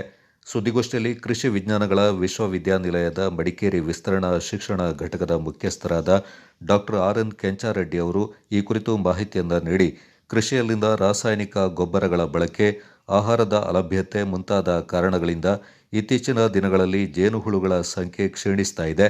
ಈ ಹಿನ್ನೆಲೆಯಲ್ಲಿ ವಿವಿಧ ಬೆಳೆಗಳಲ್ಲಿ ಪರಾಗಸ್ಪರ್ಶಕ್ಕೆ ಅತ್ಯವಶ್ಯಕವಾಗಿರುವ ಜೇನುನೊಣಗಳನ್ನು ಸಂರಕ್ಷಿಸುವ ಮತ್ತು ಜೇನು ಕೃಷಿಯನ್ನು ಉತ್ತೇಜಿಸುವ ಉದ್ದೇಶದಿಂದ ವಿಶ್ವ ಜೇನು ದಿನಾಚರಣೆಯನ್ನು ಹಮ್ಮಿಕೊಳ್ಳಲಾಗ್ತಾ ಇದೆ ಎಂದು ಮಾಹಿತಿಯನ್ನು ನೀಡಿದರು. ವಿಶ್ವ ಜೇನು ದಿನಾಚರಣೆಯನ್ನು ಅಂದು ಬೆಳಿಗ್ಗೆ 10 ಗಂಟೆಗೆ ಮಂಡ್ಯದ ಕೃಷಿ ವಿಜ್ಞಾನಗಳ ವಿವಿಯ ಕುಲಪತಿಗಳಾದ ಡಾಕ್ಟರ್ KC ನಾರಾಯಣಸ್ವಾಮಿ ಅವರು ಉದ್ಘಾಟಿಸಲಿದ್ದಾರೆ. ಮುಖ್ಯ ಅತಿಥಿಗಳಾಗಿ ಕೃಷಿ ಸಚಿವರ ವಿಶೇಷ ಕರ್ತವ್ಯಾಧಿಕಾರಿಗಳಾದ ಡಾಕ್ಟರ್ AB ಪಾಟೀಲ್ ಅವರು ಪಾಲ್ಗೊಳ್ಳಲಿದ್ದಾರೆ. ಅಧ್ಯಕ್ಷತೆಯಿಂದ ಕೃಷಿ ವಿಜ್ಞಾನಗಳ ವಿವಿಯ ವಿಸ್ತರಣಾ ನಿರ್ದೇಶಕರಾದ ಡಾಕ್ಟರ್ ರಾಮಚಂದ್ರ C ವಹಿಸಲಿದ್ದಾರೆ. ಪೊನ್ನಂಪೇಟೆ ಅರಣ್ಯ ಮಹಾವಿದ್ಯಾಲಯದ ಡೀನ್ ಡಾಕ್ಟರ್ GM ದೇವಗಿರಿ ಅವರ ಗೌರವ ಉಪಸ್ಥಿತಿ ಇರಲಿದೆ ಎಂದು ತಿಳಿಸಿದರು. ಕಾರ್ಯಕ್ರಮದಲ್ಲಿ ಕೊಡಗಿನ ಆಯ್ದ ಪ್ರಗತಿಪರ ಜೇನು ಕೃಷಿಕರನ್ನ ಸನ್ಮಾನಿಸಿ ಗೌರವಿಸಲಾಗುತ್ತೆ ಎಂದರು. ಅರಣ್ಯ ಮಹಾವಿದ್ಯಾಲಯದಲ್ಲಿ ವಿಶ್ವ ಜೇನುನೊಣ ದಿನಾಚರಣೆಯನ್ನು ಮಾಡ್ತಾ ಇದ್ದಾರೆ. ಎಲ್ರಿಗೂ ಬಹಳಷ್ಟು ವಿಚಾರಗಳು ಗೊತ್ತಿರ್ತಕ್ಕಂಥದ್ದು. ಈಗ ಜೇನು ನೊಣಗಳ ಸಂತತಿ ವರ್ಷದಿಂದ ವರ್ಷಕ್ಕೆ ಬಹಳಷ್ಟು ಕ್ಷೀಣಿಸ್ತಾ ಹೋಗ್ತಾ ಇದೆ. ಪರಿಸರದಲ್ಲಿ ಅವು ತಮ್ಮದೇ ಆದ ಕೊಡುಗೆಯನ್ನು ಜೇನುನೊಣಗಳು ನೀಡ್ತವೆ. ಒಂದು ಜೀವ ವೈವಿಧ್ಯತೆಯನ್ನು ಸಂರಕ್ಷಣೆ ಮಾಡೋದ್ರ ಜೊತೆಗೆ ನಮ್ಮ ಹಲವಾರು ಬೆಳೆಗಳಲ್ಲಿ ಇಳುವರಿಯನ್ನು ಹೆಚ್ಚಿಸಲಿಕ್ಕೂ ಜೇನುನೊಣಗಳು ಕಾರಣ ಆಗಿವೆ. ಆದರೆ ಹಲವಾರು ಕಾರಣಗಳಿಂದ ನಾವು ಬಳಸ್ತಕ್ಕಂಥ ಈ ರಾಸಾಯನಿಕ ಕೀಟನಾಶಕ, ಅವಕ್ಕೆ ಆಹಾರದ ಲಭ್ಯತೆ ಕಡಿಮೆ ಆಗಿರ್ತಕ್ಕಂಥದ್ದು, ಹೀಗೆ ಹಲವಾರು ಕಾರಣದಿಂದ ಮೊದಲು ಏನು ನಾವು ಬೆಳೆಗಳಲ್ಲಿ ಜೇನುನೊಣಗಳ ಉಪಸ್ಥಿತಿಯನ್ನು ಕಾಣ್ತಾ ಇದ್ವಿ, ಅಷ್ಟಾಗಿ ಈಗ ಕಾಣ್ತಾ ಇಲ್ಲ. ಇದು ಇಲ್ಲಿಯ ಒಂದೇ ಸಮಸ್ಯೆ ಅಲ್ಲ, ನಮ್ಮ ಕೊಡಗಿನಲ್ಲಿ ಮಾತ್ರ ಸಮಸ್ಯೆ ಅಲ್ಲ, ಕರ್ನಾಟಕದ್ದು ಅಂತ ಅಲ್ಲ, ಭಾರತದಲ್ಲ, ಜಗತ್ತಿನಾದ್ಯಂತ ಈ ಒಂದು ಸಮಸ್ಯೆ ಇದೆ. ಯಾಕಂದರೆ ಜೇನುನೊಣಗಳು ಇಲ್ಲದೆ ಹೋಗ್ಬಿಟ್ರೆ ನಮ್ಮ ಹಲವಾರು ಬೆಳೆಗಳಲ್ಲಿ, ಆಹಾರ ಬೆಳೆ ಇರಲಿ, ತರಕಾರಿ ಬೆಳೆ ಇರಲಿ, ಹಣ್ಣಿನ ಬೆಳೆಗಳಿರಲಿ, ಅವುಗಳಲ್ಲಿ ಈ ಉತ್ಪಾದನೆ, ಪರಾಗಸ್ಪರ್ಶವಿಲ್ಲದೆ ಉತ್ಪಾದನೆ ಬಹಳಷ್ಟು ಕಡಿಮೆ ಆಗ್ತದೆ ಅಂತಕ್ಕಂಥದ್ದು ಕಂಡುಬಂದಿದೆ. ಅದಕ್ಕೇನೆ ಈ ಐನ್ಸ್ಟೀನ್ ಅವರು ಒಂದು ಎಸ್ಟಿಮೇಟ್ ಹೇಳಿದ್ರು, ಒಂದು ಅಂದಾಜು ಮಾಡಿದ್ರು. ಏನು ಈ ಜೇನು ನೊಣಗಳು ಭೂಮಿಯಿಂದ ನಾಶವಾಗಿ ಹೋಗ್ಬಿಟ್ರೆ ಅಲ್ಲಿಂದ ಮನುಷ್ಯ ಬದುಕಲಿಕ್ಕೆ ಕೇವಲ 4 ವರ್ಷಗಳು ಮಾತ್ರ ಉಳಿದಿರ್ತದೆ ಅಂತಕ್ಕಂಥ ವಿಚಾರ ಹೇಳಿದ್ರು. ಅದರಲ್ಲಿ 4 ವರ್ಷ ಅಂತ ಏನಂತ ಉತ್ಪ್ರೇಕ್ಷೆ ಇಲ್ಲ. ಅಂದರೆ ಅದೇನು ಸೂಚಿಸ್ತದೆ ಅಂದರೆ ಜೇನುನೊಣಗಳ ಮಹತ್ವವನ್ನು ಸೂಚಿಸ್ತದೆ. ಹಾಗಾಗಿ ಈ ಜೇನುನೊಣಕ್ಕೆ ಒಂದು ದಿನಾಚರಣೆಯನ್ನು ಮಾಡಬೇಕು ಅಂತ ವಿಶ್ವಸಂಸ್ಥೆಯಲ್ಲಿ ನಿರ್ಣಯ ಕೈಗೊಂಡು ಪ್ರತಿ ವರ್ಷ ಈ ಮೇ 20ನೇ ತಾರೀಕು ವಿಶ್ವ ಜೇನುನೊಣ ದಿನಾಚರಣೆ ಅಂತ ಆಚರಣೆಯನ್ನು ಮಾಡಲಾಗುತ್ತದೆ. ಆ ದಿನ ಈ ಜೇನು ಕೃಷಿಯ ಮಹತ್ವ ಏನು, ಜೇನುನೊಣಗಳು ನಮಗೆ ಹೇಗೆ ಪ್ರಯೋಜನಕಾರಿಯಾಗಿದ್ದಾವೆ, ಅವುಗಳನ್ನು ಉಳಿಸ್ಕೊಂಡು ಅವುಗಳ ಸಂತತಿ ಹೆಚ್ಚಿಸ್ಕೊಳ್ಳಿಕ್ಕೆ ಏನು ಮಾರ್ಗೋಪಾಯಗಳಿದ್ದಾವೆ, ಈ ಎಲ್ಲ ವಿಚಾರಗಳ ಬಗ್ಗೆ ಎಲ್ಲರಿಗೂ, ರೈತರಿರಲಿ, ಜನಸಾಮಾನ್ಯರಿರಲಿ. ಗೋಷ್ಠಿಯಲ್ಲಿ ಮಡಿಕೇರಿ ವಿಸ್ತರಣಾ ಶಿಕ್ಷಣ ಘಟಕದ ತೋಟಗಾರಿಕೆ ತಜ್ಞರಾದ ಡಾಕ್ಟರ್ ಹೇಮಂತ್ ಕುಮಾರ್ ಪಿ, ಪೊನ್ನಂಪೇಟೆಯ ಕೃಷಿ ಮತ್ತು ತೋಟಗಾರಿಕಾ ಸಂಶೋಧನಾ ಕೇಂದ್ರದ ಕ್ಷೇತ್ರ ಅಧೀಕ್ಷಕರಾದ ಡಾಕ್ಟರ್ ಪ್ರಶಾಂತ್ ಸಿ ಪಾಲ್ಗೊಂಡಿದ್ದರು. ವಿರಾಜಪೇಟೆಯ ಸರ್ಕಾರಿ ಬಸ್ ನಿಲ್ದಾಣದ ಸಮೀಪದಲ್ಲಿ ನೂತನವಾಗಿ ಸುಮಾರು 27 ವರ್ಷಗಳಿಂದ ಕೇರಳ ರಾಜ್ಯದ ಇರಿಟಿಯಲ್ಲಿ ಉತ್ತಮ ಕಾರ್ಯನಿರ್ವಹಿಸಿದ ಹೆಲ್ತ್ ಇನ್ಶೂರೆನ್ಸ್ ಸಂಸ್ಥೆಯ 3ನೇ ಶಾಖೆ ಶುಭಾರಂಭಗೊಂಡಿತು. ವಿಜಿ ಸುನಿಲ್ ಅವರ ಮಾಲೀಕತ್ವದ ಸಂಸ್ಥೆ ಇದಾಗಿದ್ದು, ಜ್ಞಾನವೇ ಆಸ್ಪತ್ರೆ, ಪ್ರೀತಿಯ ಔಷಧ, ಶಾಂತಿಯ ಆರೋಗ್ಯ ವಿಮೆ ಜೀವನದಲ್ಲಿ ಅತ್ಯಂತ ಅಮೂಲ್ಯವಾದದ್ದು. ಆರೋಗ್ಯ ಅಗತ್ಯವಿದ್ದಾಗ ಉಪಯೋಗಕ್ಕೆ ಬಾರದ ಉಳಿತಾಯದಿಂದ ಏನು ಪ್ರಯೋಜನ? ಈ ಪರಿಸ್ಥಿತಿಗೆ ಪರಿಹಾರವೊಂದ ಜೀವಮಾನದ ರಕ್ಷಣೆಯನ್ನು ಒದಗಿಸುವ ಆರೋಗ್ಯ ವಿಮೆಯ ಮೂಲಕ ಸಾಧಿಸಬಹುದು. ಇನ್ಶೂರೆನ್ಸ್ ಕಂಪನಿ 27 ಇಯರ್ಸ್ ಆಯಿತು ಸರ್ವ್ ಮಾಡಿ. ಆ ಒಂದು ವಿಷಯ ನಮಗೆ ಯೋಚನೆ ಬರ್ಬೋದು, 27 years, that means you have taken more experience about it, you have learn everything. But one thing, ಇಷ್ಟು ಇಲ್ಲಿ ಒಂದು ಬ್ರಾಂಚ್ ಸ್ಟಾರ್ಟ್ ಮಾಡೋಕ್ಕಿಂತ ಮುಂಚೆ ಅವ್ರದ್ದು ವೈಫ್ ಇದಲ್ಲ, ಹಿ ಇಸ್ ಒಂದು ಪುರುಷಂದು ಬ್ಯಾಕಲ್ಲಿ ಒಂದು ಸ್ತ್ರೀದು ಸಪೋರ್ಟ್ ಇದ್ರೆ it is the strongest thing. It's a backbone. First I have to congratulate her. Then the next one is that ಈ ಕಂಪನಿ ಸರ್ ಹೇಳಿರ್ತಾರ ಮನುಷ್ಯತ್ವದಲ್ಲಿ ನೋಡಬೇಕು ಅಂತ, ಬೆನಿಫಿಟಿಗೆ ಅಲ್ಲ ಅಂತ. ಅದ್ರ ಮಾತನ್ನ first lady have to appreciate it. ಒಂದು ಕಚೇರಿ ವಿರಾಜಪೇಟೆಗೆ ಎಷ್ಟು ಉಪಯುಕ್ತ ಆಗ್ತದೆ ಅಂತ ಹೇಳಿದ್ರೆ, ಇವರಿಗೆ ವಿರಾಜಪೇಟೆಯಲ್ಲಿ ಅಲ್ಲ, ಇವರಿಗೆ ಆಲ್ರೆಡಿ 3 ಬ್ರಾಂಚ್ ಇದೆ. ಹಾಗಾಗಿ ಹೊಸದಾಗಿ ಪ್ರಾರಂಭವಾಗಿ ನಾಳೆ ಮುಚ್ಚಿ ಹೋಗುವಂಥ ಪರಿಸ್ಥಿತಿನೂ ಇಲ್ಲ. ಯಾಕೆಂತ ಹೇಳಿದ್ರೆ ಇನ್ಶೂರೆನ್ಸ್ ತಗೊಳ್ಳೋರು ಫೋನ್ ಮುಖಾಂತರ ಸುಮಾರು ಕಾಲ್ಸ್ ಬರುತ್ತೆ.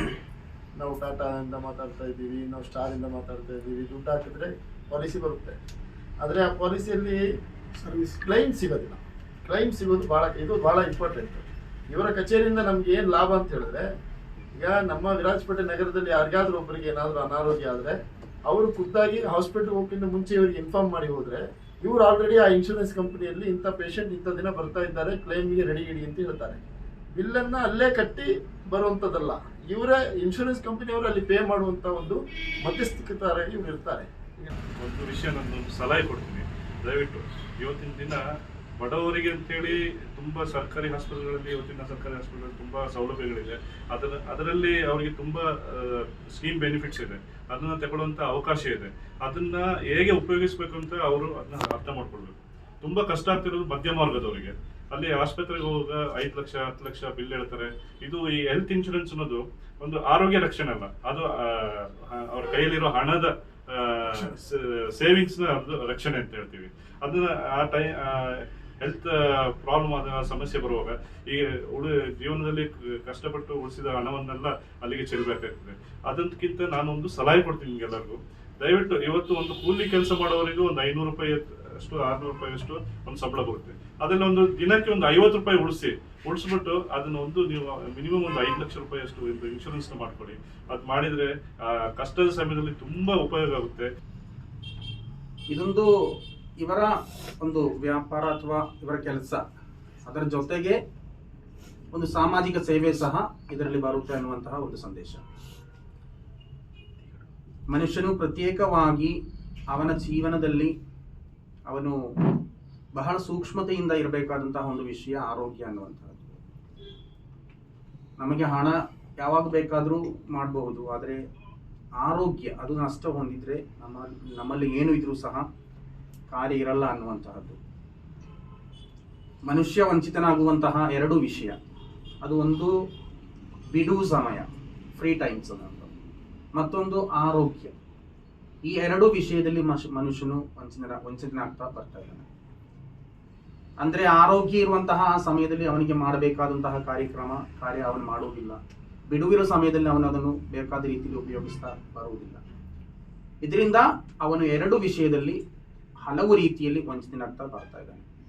ಆದ್ರಿಂದ ಆ ಆರೋಗ್ಯದ ಕಡೆಗೆ ಗಮನ ಹರಿಸ್ತಾ ನಮ್ಮ ಜೀವನ ನಾವು ಯಶಸ್ವಿ ಹೇಳ್ತಾರೆ ಹೆಲ್ತ್ ಅಂಡ್ ವೆಲ್ತ್. ಬಟ್ ಈಗ ಏನಾಗಿದೆ, ವೆಲ್ತ್ಗೆ ಹೋಗುತ್ತೆ ಹೆಲ್ತ್ ಮರೆತು ಬಿಡ್ತಾರೆ. ಹೆಲ್ತ್ ಬೇಕು 2 ಈಕ್ವಲ್ ಇಟ್ಕೊಂಡ್ರೆ ಇವಾಗ ಇಳಿಗೆ 55 ವರ್ಷ ಕಳೆದ ಮೇಲೆ ನಮ್ದು ಎಲ್ಲ ಹೋಗ್ಬಿಡ್ತದೆ. ಅದರೊಳಗೆ ನಾವು ಎಲ್ಲನೂ ಗಳಿಸ್ಬೇಕು. ಹಾಗೆ ಶ್ರೀಯುತ ಸಂಜು ಅವರು ತುಂಬ ಸರ್ವಿಸ್ ಮಾಡ್ತಾ ಇದ್ದಾರೆ ಸಾಮಾಜಿಕದಲ್ಲಿ. ಹಾಸ್ಪಿಟ್ಲ್ ಬಗ್ಗೆ ಅವರಿಗೆ ಯಾವುದೋ ಹಾಸ್ಪಿಟ್ಲಿಗೆ ನಿಮಗೆ ಎಲ್ಲರಿಗೂ ತಿಳಿದಿರಲಿ, ಆ ಪ್ರಚಾರ ಅವರ ನಂಬರ್ ಎಲ್ಲರೂ ಇಟ್ಟುಕೊಳ್ಳಿ. ನಾನು ನಮ್ಮ ಕೊಡ ಸಮಾಜದಲ್ಲಿ ಅದನ್ನು ಬೋರ್ಡಲ್ಲಿ ಇಟ್ಟಿದ್ದೀನಿ. ಯಾಕೆಂದರೆ ಇವರಿಂದ ಸುಮಾರು ಜನರಿಗೆ ಪ್ರಯೋಜನ ಆಗ್ತದೆ. ದಯವಿಟ್ಟು ಕೊಡಗು ಜಿಲ್ಲೆಯಲ್ಲಿ ನಮ್ಮ ಚೋಖಂಡ ಸಂಜೂರವರು ಏನಿದ್ದಾರೆ ಆ ವಿಚಾರದಲ್ಲಿ ಬಹಳ ಅದ್ಭುತವಾಗಿರ್ತಕ್ಕಂಥ ಒಂದು ಕೆಲಸವನ್ನು ಮಾಡ್ತಾ ಇದ್ದಾರೆ. ಯಾರು ದೀನರು, ದಲಿತರು, ದುರ್ಬಲರು, ಯಾರು ಕಷ್ಟದಲ್ಲಿದ್ದಾರೆ ಅವರಿಗೆಲ್ಲ ಸ್ಪಂದಿಸುವಂಥದ್ರ ಜೊತೆಗೆ ಅವರು ಪ್ರತಿ ಒಂದು ಎಲ್ಲ ಇನ್ಶೂರೆನ್ಸ್ ಕಂಪನಿಗಳ ಜೊತೆಯಲ್ಲಿ ಇರ್ತದೆ, ದೊಡ್ಡ ದೊಡ್ಡ ಆಸ್ಪತ್ರೆಗಳ ಜೊತೆಯಲ್ಲಿ ಅವರು ಸಂಪರ್ಕವನ್ನು ಇಟ್ಕೊಂಡು ಅವರೆಲ್ಲರಿಗೂ ಸಹ ಆ ಕ್ಷಣದಲ್ಲಿ ಆರೋಗ್ಯವನ್ನು ಒದಗಿಸುವಂತಹ ಆ ಮನಸ್ಥಿತಿ ಇದೆಯಲ್ಲ, ಆ ಸೇವಾ ಕೈಂಕರ್ಯವನ್ನು ಬಹಳ ಅದ್ಭುತವಾಗಿ ಅವರು ನೆರವೇರಿಸ್ತಾ ಇರ್ತಕ್ಕಂಥದ್ದು. ಕಾರಣ ಯಾತಕ್ಕೆ ಅವರಲ್ಲಿ ಈ ರೀತಿಯಾಗಿರ್ತಕ್ಕಂತಹ ಒಂದು ಸೇವಾ ಭಾವ ಬಂತು ಅಂತಂದ್ರೆ, ಅವ್ರ ತಂದೆಯವರು ಎದುರಿಸಿದಂತಹ ಒಂದು ಪ್ರಕರಣಗಳನ್ನು ಅವ್ರು ನೆನಪು ಮಾಡ್ಕೊಳ್ತಾರೆ. ಅವರು ಹೃದಯಾಘಾತ ಆಗಿರುತ್ತೆ, ಅದಕ್ಕೆ ಬೇಕಾಗಿರ್ತಕ್ಕಂಥ ಸೂಕ್ತವಾಗಿರ್ತಕ್ಕಂಥ ಸ್ಪಂದನ ಸಿಗೋದಿಲ್ಲ, ಆರೋಗ್ಯಕ್ಕೆ ಬೇಕಾಗಿರ್ತಕ್ಕಂಥ ಪೂರಕವಾಗಿರ್ತಕ್ಕಂಥ ವಾತಾವರಣ ನಿರ್ಮಾಣ ಆಗಿರೋದಿಲ್ಲ, ಅದಕ್ಕೋಸ್ಕರ ಆರ್ಥಿಕವಾಗಿರ್ತಕ್ಕಂಥ ಕಷ್ಟ ಇರುತ್ತೆ. ಅದಕ್ಕೋಸ್ಕರ ನಾನು ಇನ್ಮೇಲಾದರೂ ಸಹ ಈ ರೀತಿಯಾಗಿರ್ತಕ್ಕಂತಹ ಆಲೋಚನೆಗಳಿಗೆ ನನ್ನನ್ನು ತೊಡಗಿಸಿಕೊಳ್ಬೇಕು. ಯಾಕೆ ಅಂತಂದ್ರೆ ಪ್ರತಿಯೊಬ್ಬ ಮನುಷ್ಯನಿಗೂ ಸಹ ಆರೋಗ್ಯ ಅನ್ನುವಂಥದ್ದು ಎಷ್ಟು ಮುಖ್ಯ ಅನ್ನುವಂಥದ್ದು ಇವತ್ತು ಸುನಿಲ್ ರವರು ಸರಿಸುಮಾರು 30 ರಾಷ್ಟ್ರಗಳಿಂದ ಅವ್ರ ಪ್ರಶಸ್ತಿಯನ್ನು ಅವ್ರು ಪಡ್ಕೊಂಡಿದ್ದಾರೆ. ಪ್ರಶಸ್ತಿಯನ್ನು ಪಡೆದುಕೊಂಡಿರ್ತಕ್ಕಂಥದ್ದು ಮಾತ್ರ ಮುಖ್ಯ ಅಲ್ಲ, ಎಷ್ಟೋ ಲಕ್ಷಾಂತರ ಜನ ಇದರಿಂದ ತನ್ನದೇ ಆಗಿರ್ತಕ್ಕಂಥ ಲಾಭವನ್ನು ಪಡ್ಕೊಂಡಿರ್ತಕ್ಕಂಥದ್ದು. ಹಾಗಾಗಿ ಇವತ್ತು ವಿರಾಜಪೇಟೆ ನಗರದಲ್ಲಿ ಇವರ ಒಂದು ಶಾಖೆಯನ್ನು ಏನು ಪ್ರಾರಂಭ ಮಾಡ್ತಾ ಇದ್ದಾರೆ, ನಿಜವಾಗಿಯೂ ಸಹ ನಾವೆಲ್ಲರೂ ಸಹ ಆರೋಗ್ಯದ ಕಡೆಗೆ ಹೆಚ್ಚಿನ ಗಮನವನ್ನು ಹರಿಸಬೇಕಾಗುತ್ತೆ. ಪ್ರತಿಯೊಬ್ಬ ಮನುಷ್ಯನಿಗೂ ಅಷ್ಟೇ, ಯಾವಾಗಲೂ ಅಷ್ಟೇ, ಬಡತನಕ್ಕೆ ಉಂಬುವ ಚಿಂತೆ ಅಂತ ಹೇಳಿದರೆ ಉಣಲಾದರೆ ಉಡುವ ಚಿಂತೆ, ಉಡಲಾದರೆ ಇಡುವ ಚಿಂತೆ, ಇಡಲಾದರೆ ಹೆಂಡಿನ ಚಿಂತೆ, ಹೆಂಡಿಲಾದರೆ ಮಕ್ಕಳ ಚಿಂತೆ, ಮಕ್ಕಳಾದರೆ ಬದುಕಿನ ಚಿಂತೆ, ಬದುಕಾದರೆ ಕೇಡಿನ ಚಿಂತೆ. ಇಂತಹ ವ್ಯವಸ್ಥೆಗಳನ್ನು ನಾವು ಇರ್ತೇವೆ ವಿನಃ ನಮ್ಮ ಆರೋಗ್ಯವನ್ನು ಚೆನ್ನಾಗಿ ಇಟ್ಕೋಬೇಕು. ಅನಿಲ್ ಅವರು ತಮ್ಮ ಸೇವೆ ಎಂಬ ಒಂದು ಈ ಅಮೂಲ್ಯವಾದ ಒಂದು ಡೋನರ್, ಅಂದರೆ ಅವರೇ ನಿಂತು ಈ ಕಾರ್ಯವನ್ನು ಮಾಡಲಿಕ್ಕೆ ಮುಂದೆ ಬಂದಿದ್ದಾರೆ. ಅಂದರೆ ನಮ್ಮ ಆರೋಗ್ಯ ಎಷ್ಟು ಮುಖ್ಯ, ಮತ್ತು ಆರೋಗ್ಯ ಕೆಟ್ಟಾಗ ನಾವು ಎಷ್ಟೇ ಇದ್ದರೂ ಕೂಡ ಆ ಸಮಯದಲ್ಲಿ ಅಸಹಾಯಕರಾಗಿ ಆಗ್ಬಿಡ್ತೀವಿ. ಅಂತಹ ಸಮಯದಲ್ಲಿ ಇಂಥ ಸಹಾಯ ನಮಗೆ ಅವಶ್ಯಕತೆ ಇದೆ. ಆದ್ದರಿಂದ ನಮ್ಮ ഈ കൊടകിനಲ್ಲಿರುವ ಎಲ್ಲರೂ ഈ വ്യവസ്ഥയെ ഉപയോഗിച്ച് ಎಲ್ಲರೂ ആരോഗ്യವಂതരാകിരതി. ഇത് മാതിരി தான் നമ്മുടെ ലൈഫിൽ ഞാൻ ഒരു റിലീജിയനിൽ ഞാൻ ജനിച്ചു. എല്ലാ ലക്ഷ്യമേ ഒന്ന് അല്ലേ, മാർഗം ഇരിക്കും പലത്, ലക്ഷ്യമേ ഒന്ന്. അപ്പോൾ എല്ലാം നല്ലതായി വരണം. அதுக்கு ഈ ഹെൽത്ത് ഇൻഷുറൻസ് നല്ല ഇത് അതൊക്കെ നമ്മൾ ഒരു ഇത് പറയും നമ്മൾക്ക് എന്ത് വേണം ഇന്ന് എല്ലാ ട്രീറ്റ്മെന്റ് എല്ലാം പ്രശ്നമല്ലേ അതൊക്കെ ഹോസ്പിറ്റലിൽ വലിയ ട്രീറ്റ്മെന്റ് എല്ലാം പ്രശ്നം അതൊക്കെ എൻ്റെ കയ്യിൽ 100 ഏക്കർ എസ്റ്റേറ്റ് ഇരിക്കും പക്ഷെ ലിക്വിഡ് ക്യാഷ് ഇല്ല അതൊക്കെ പ്രശ്നം ഞാൻ ഹോസ്പിറ്റലൈസ് ആകുമ്പോൾ എൻ്റെ വൈഫ് എന്നെ ചെയ്യും ഈ 100 ഏക്കർ സ്ഥലം കൊണ്ടിട്ട് പൈസയാക്കാൻ പറ്റില്ല അപ്പോൾ ഇപ്പം തന്നെ ഇത് വേണം ಅದಕ್ಕೆ ಹೆಲ್ತ್ ಇನ್ಶೂರೆನ್ಸ್. ವಿರಾಜಪೇಟೆ ಅರಮೇರಿ ಮಠದ ಶಾಂತ ಮಲ್ಲಿಕಾರ್ಜುನ ಸ್ವಾಮೀಜಿ ಅಂಬತ್ತಿ ಚರ್ಚ್ನ ಧರ್ಮಗುರು ರೆವರೆಂಡ್ ಫಾದರ್ ಮದಲೈ ಮುತ್ತು ವಿರಾಜಪೇಟೆ ಜುಮ್ಮಾ ಮಸೀದಿಯ ಖತೀಬರಾದ ಜಾನಬ್ ಶೋಯಬ್ ಫೈಜಿ ವಿರಾಜಪೇಟೆ ಕೊಡವ ಸಮಾಜದ ಅಧ್ಯಕ್ಷರಾದ ಅಮ್ಮಣಿ ಚಂಡ ರವಿ ಉತ್ತಪ್ಪ ಸಮಾಜ ಸೇವಕ ಚೋಕಂಡ ಸಂಜು ಸುಬ್ಬಯ್ಯ ಪುರಸಭೆಯ ಮಾಜಿ ಸದಸ್ಯ ಕೆಎಚ್ ಮೊಹಮ್ಮದ್ ರಫಿ ಮತ್ತಿತರ ಪ್ರಮುಖರು ಈ ಸಂದರ್ಭ ಪಾಲ್ಗೊಂಡಿದ್ದರು.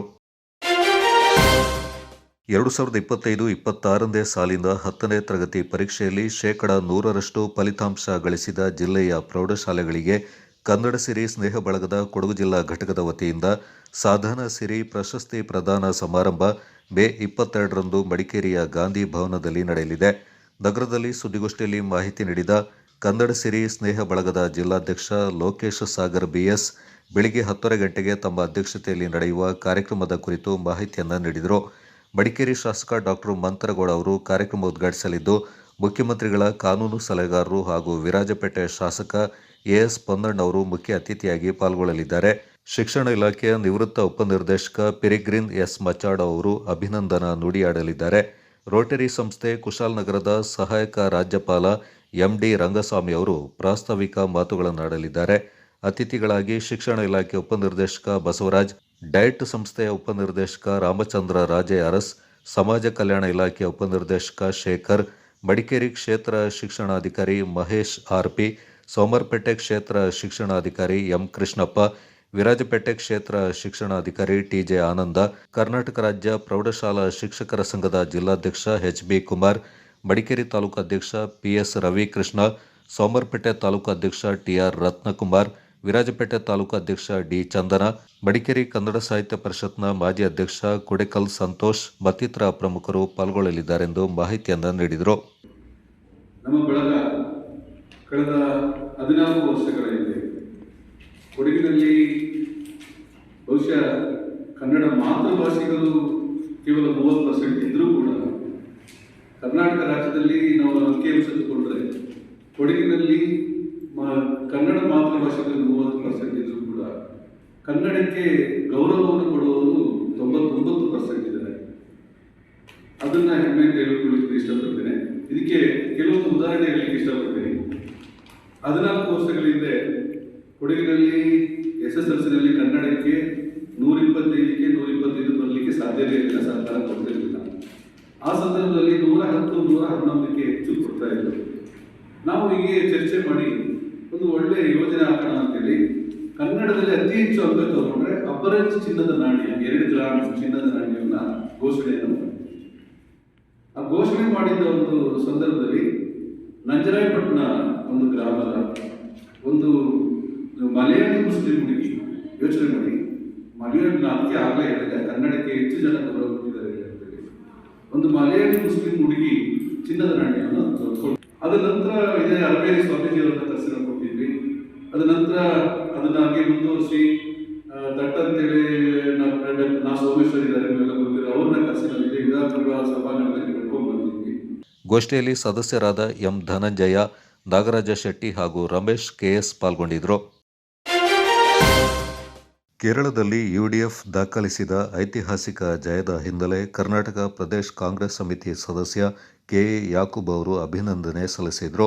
ಇಂಡಿಯನ್ ಯೂನಿಯನ್ ಮುಸ್ಲಿಂ ಲೀಗ್ ರಾಷ್ಟ್ರೀಯ ಸಮಿತಿ ಅಧ್ಯಕ್ಷರು ಹಾಗೂ ಕೇರಳ ಮುಸ್ಲಿಂ ಲೀಗ್ ಅಧ್ಯಕ್ಷ ಸೈಯದ್ ಸಾದಿಕ್ ಅಲಿ ಶಿಹಾಬ್ ತಂಗಳ್ ಅವರನ್ನು ಭೇಟಿ ಮಾಡಿ ಅಭಿನಂದನೆ ಸಲ್ಲಿಸಿ ಸಮಾಲೋಚಿಸಿದರು. ನಂತರ ಮಾತನಾಡಿದ KA ಯಾಕೂಬ್ 2026ರ ಕೇರಳ ವಿಧಾನಸಭಾ ಚುನಾವಣೆಯಲ್ಲಿ ಕಾಂಗ್ರೆಸ್ ನೇತೃತ್ವದ UDF ಮೈತ್ರಿಕೂಟ 140 ಸ್ಥಾನಗಳಲ್ಲಿ 102 ಸ್ಥಾನಗಳನ್ನು ಗೆದ್ದು ಭರ್ಜರಿ ಜಯ ಸಾಧಿಸಿದೆ.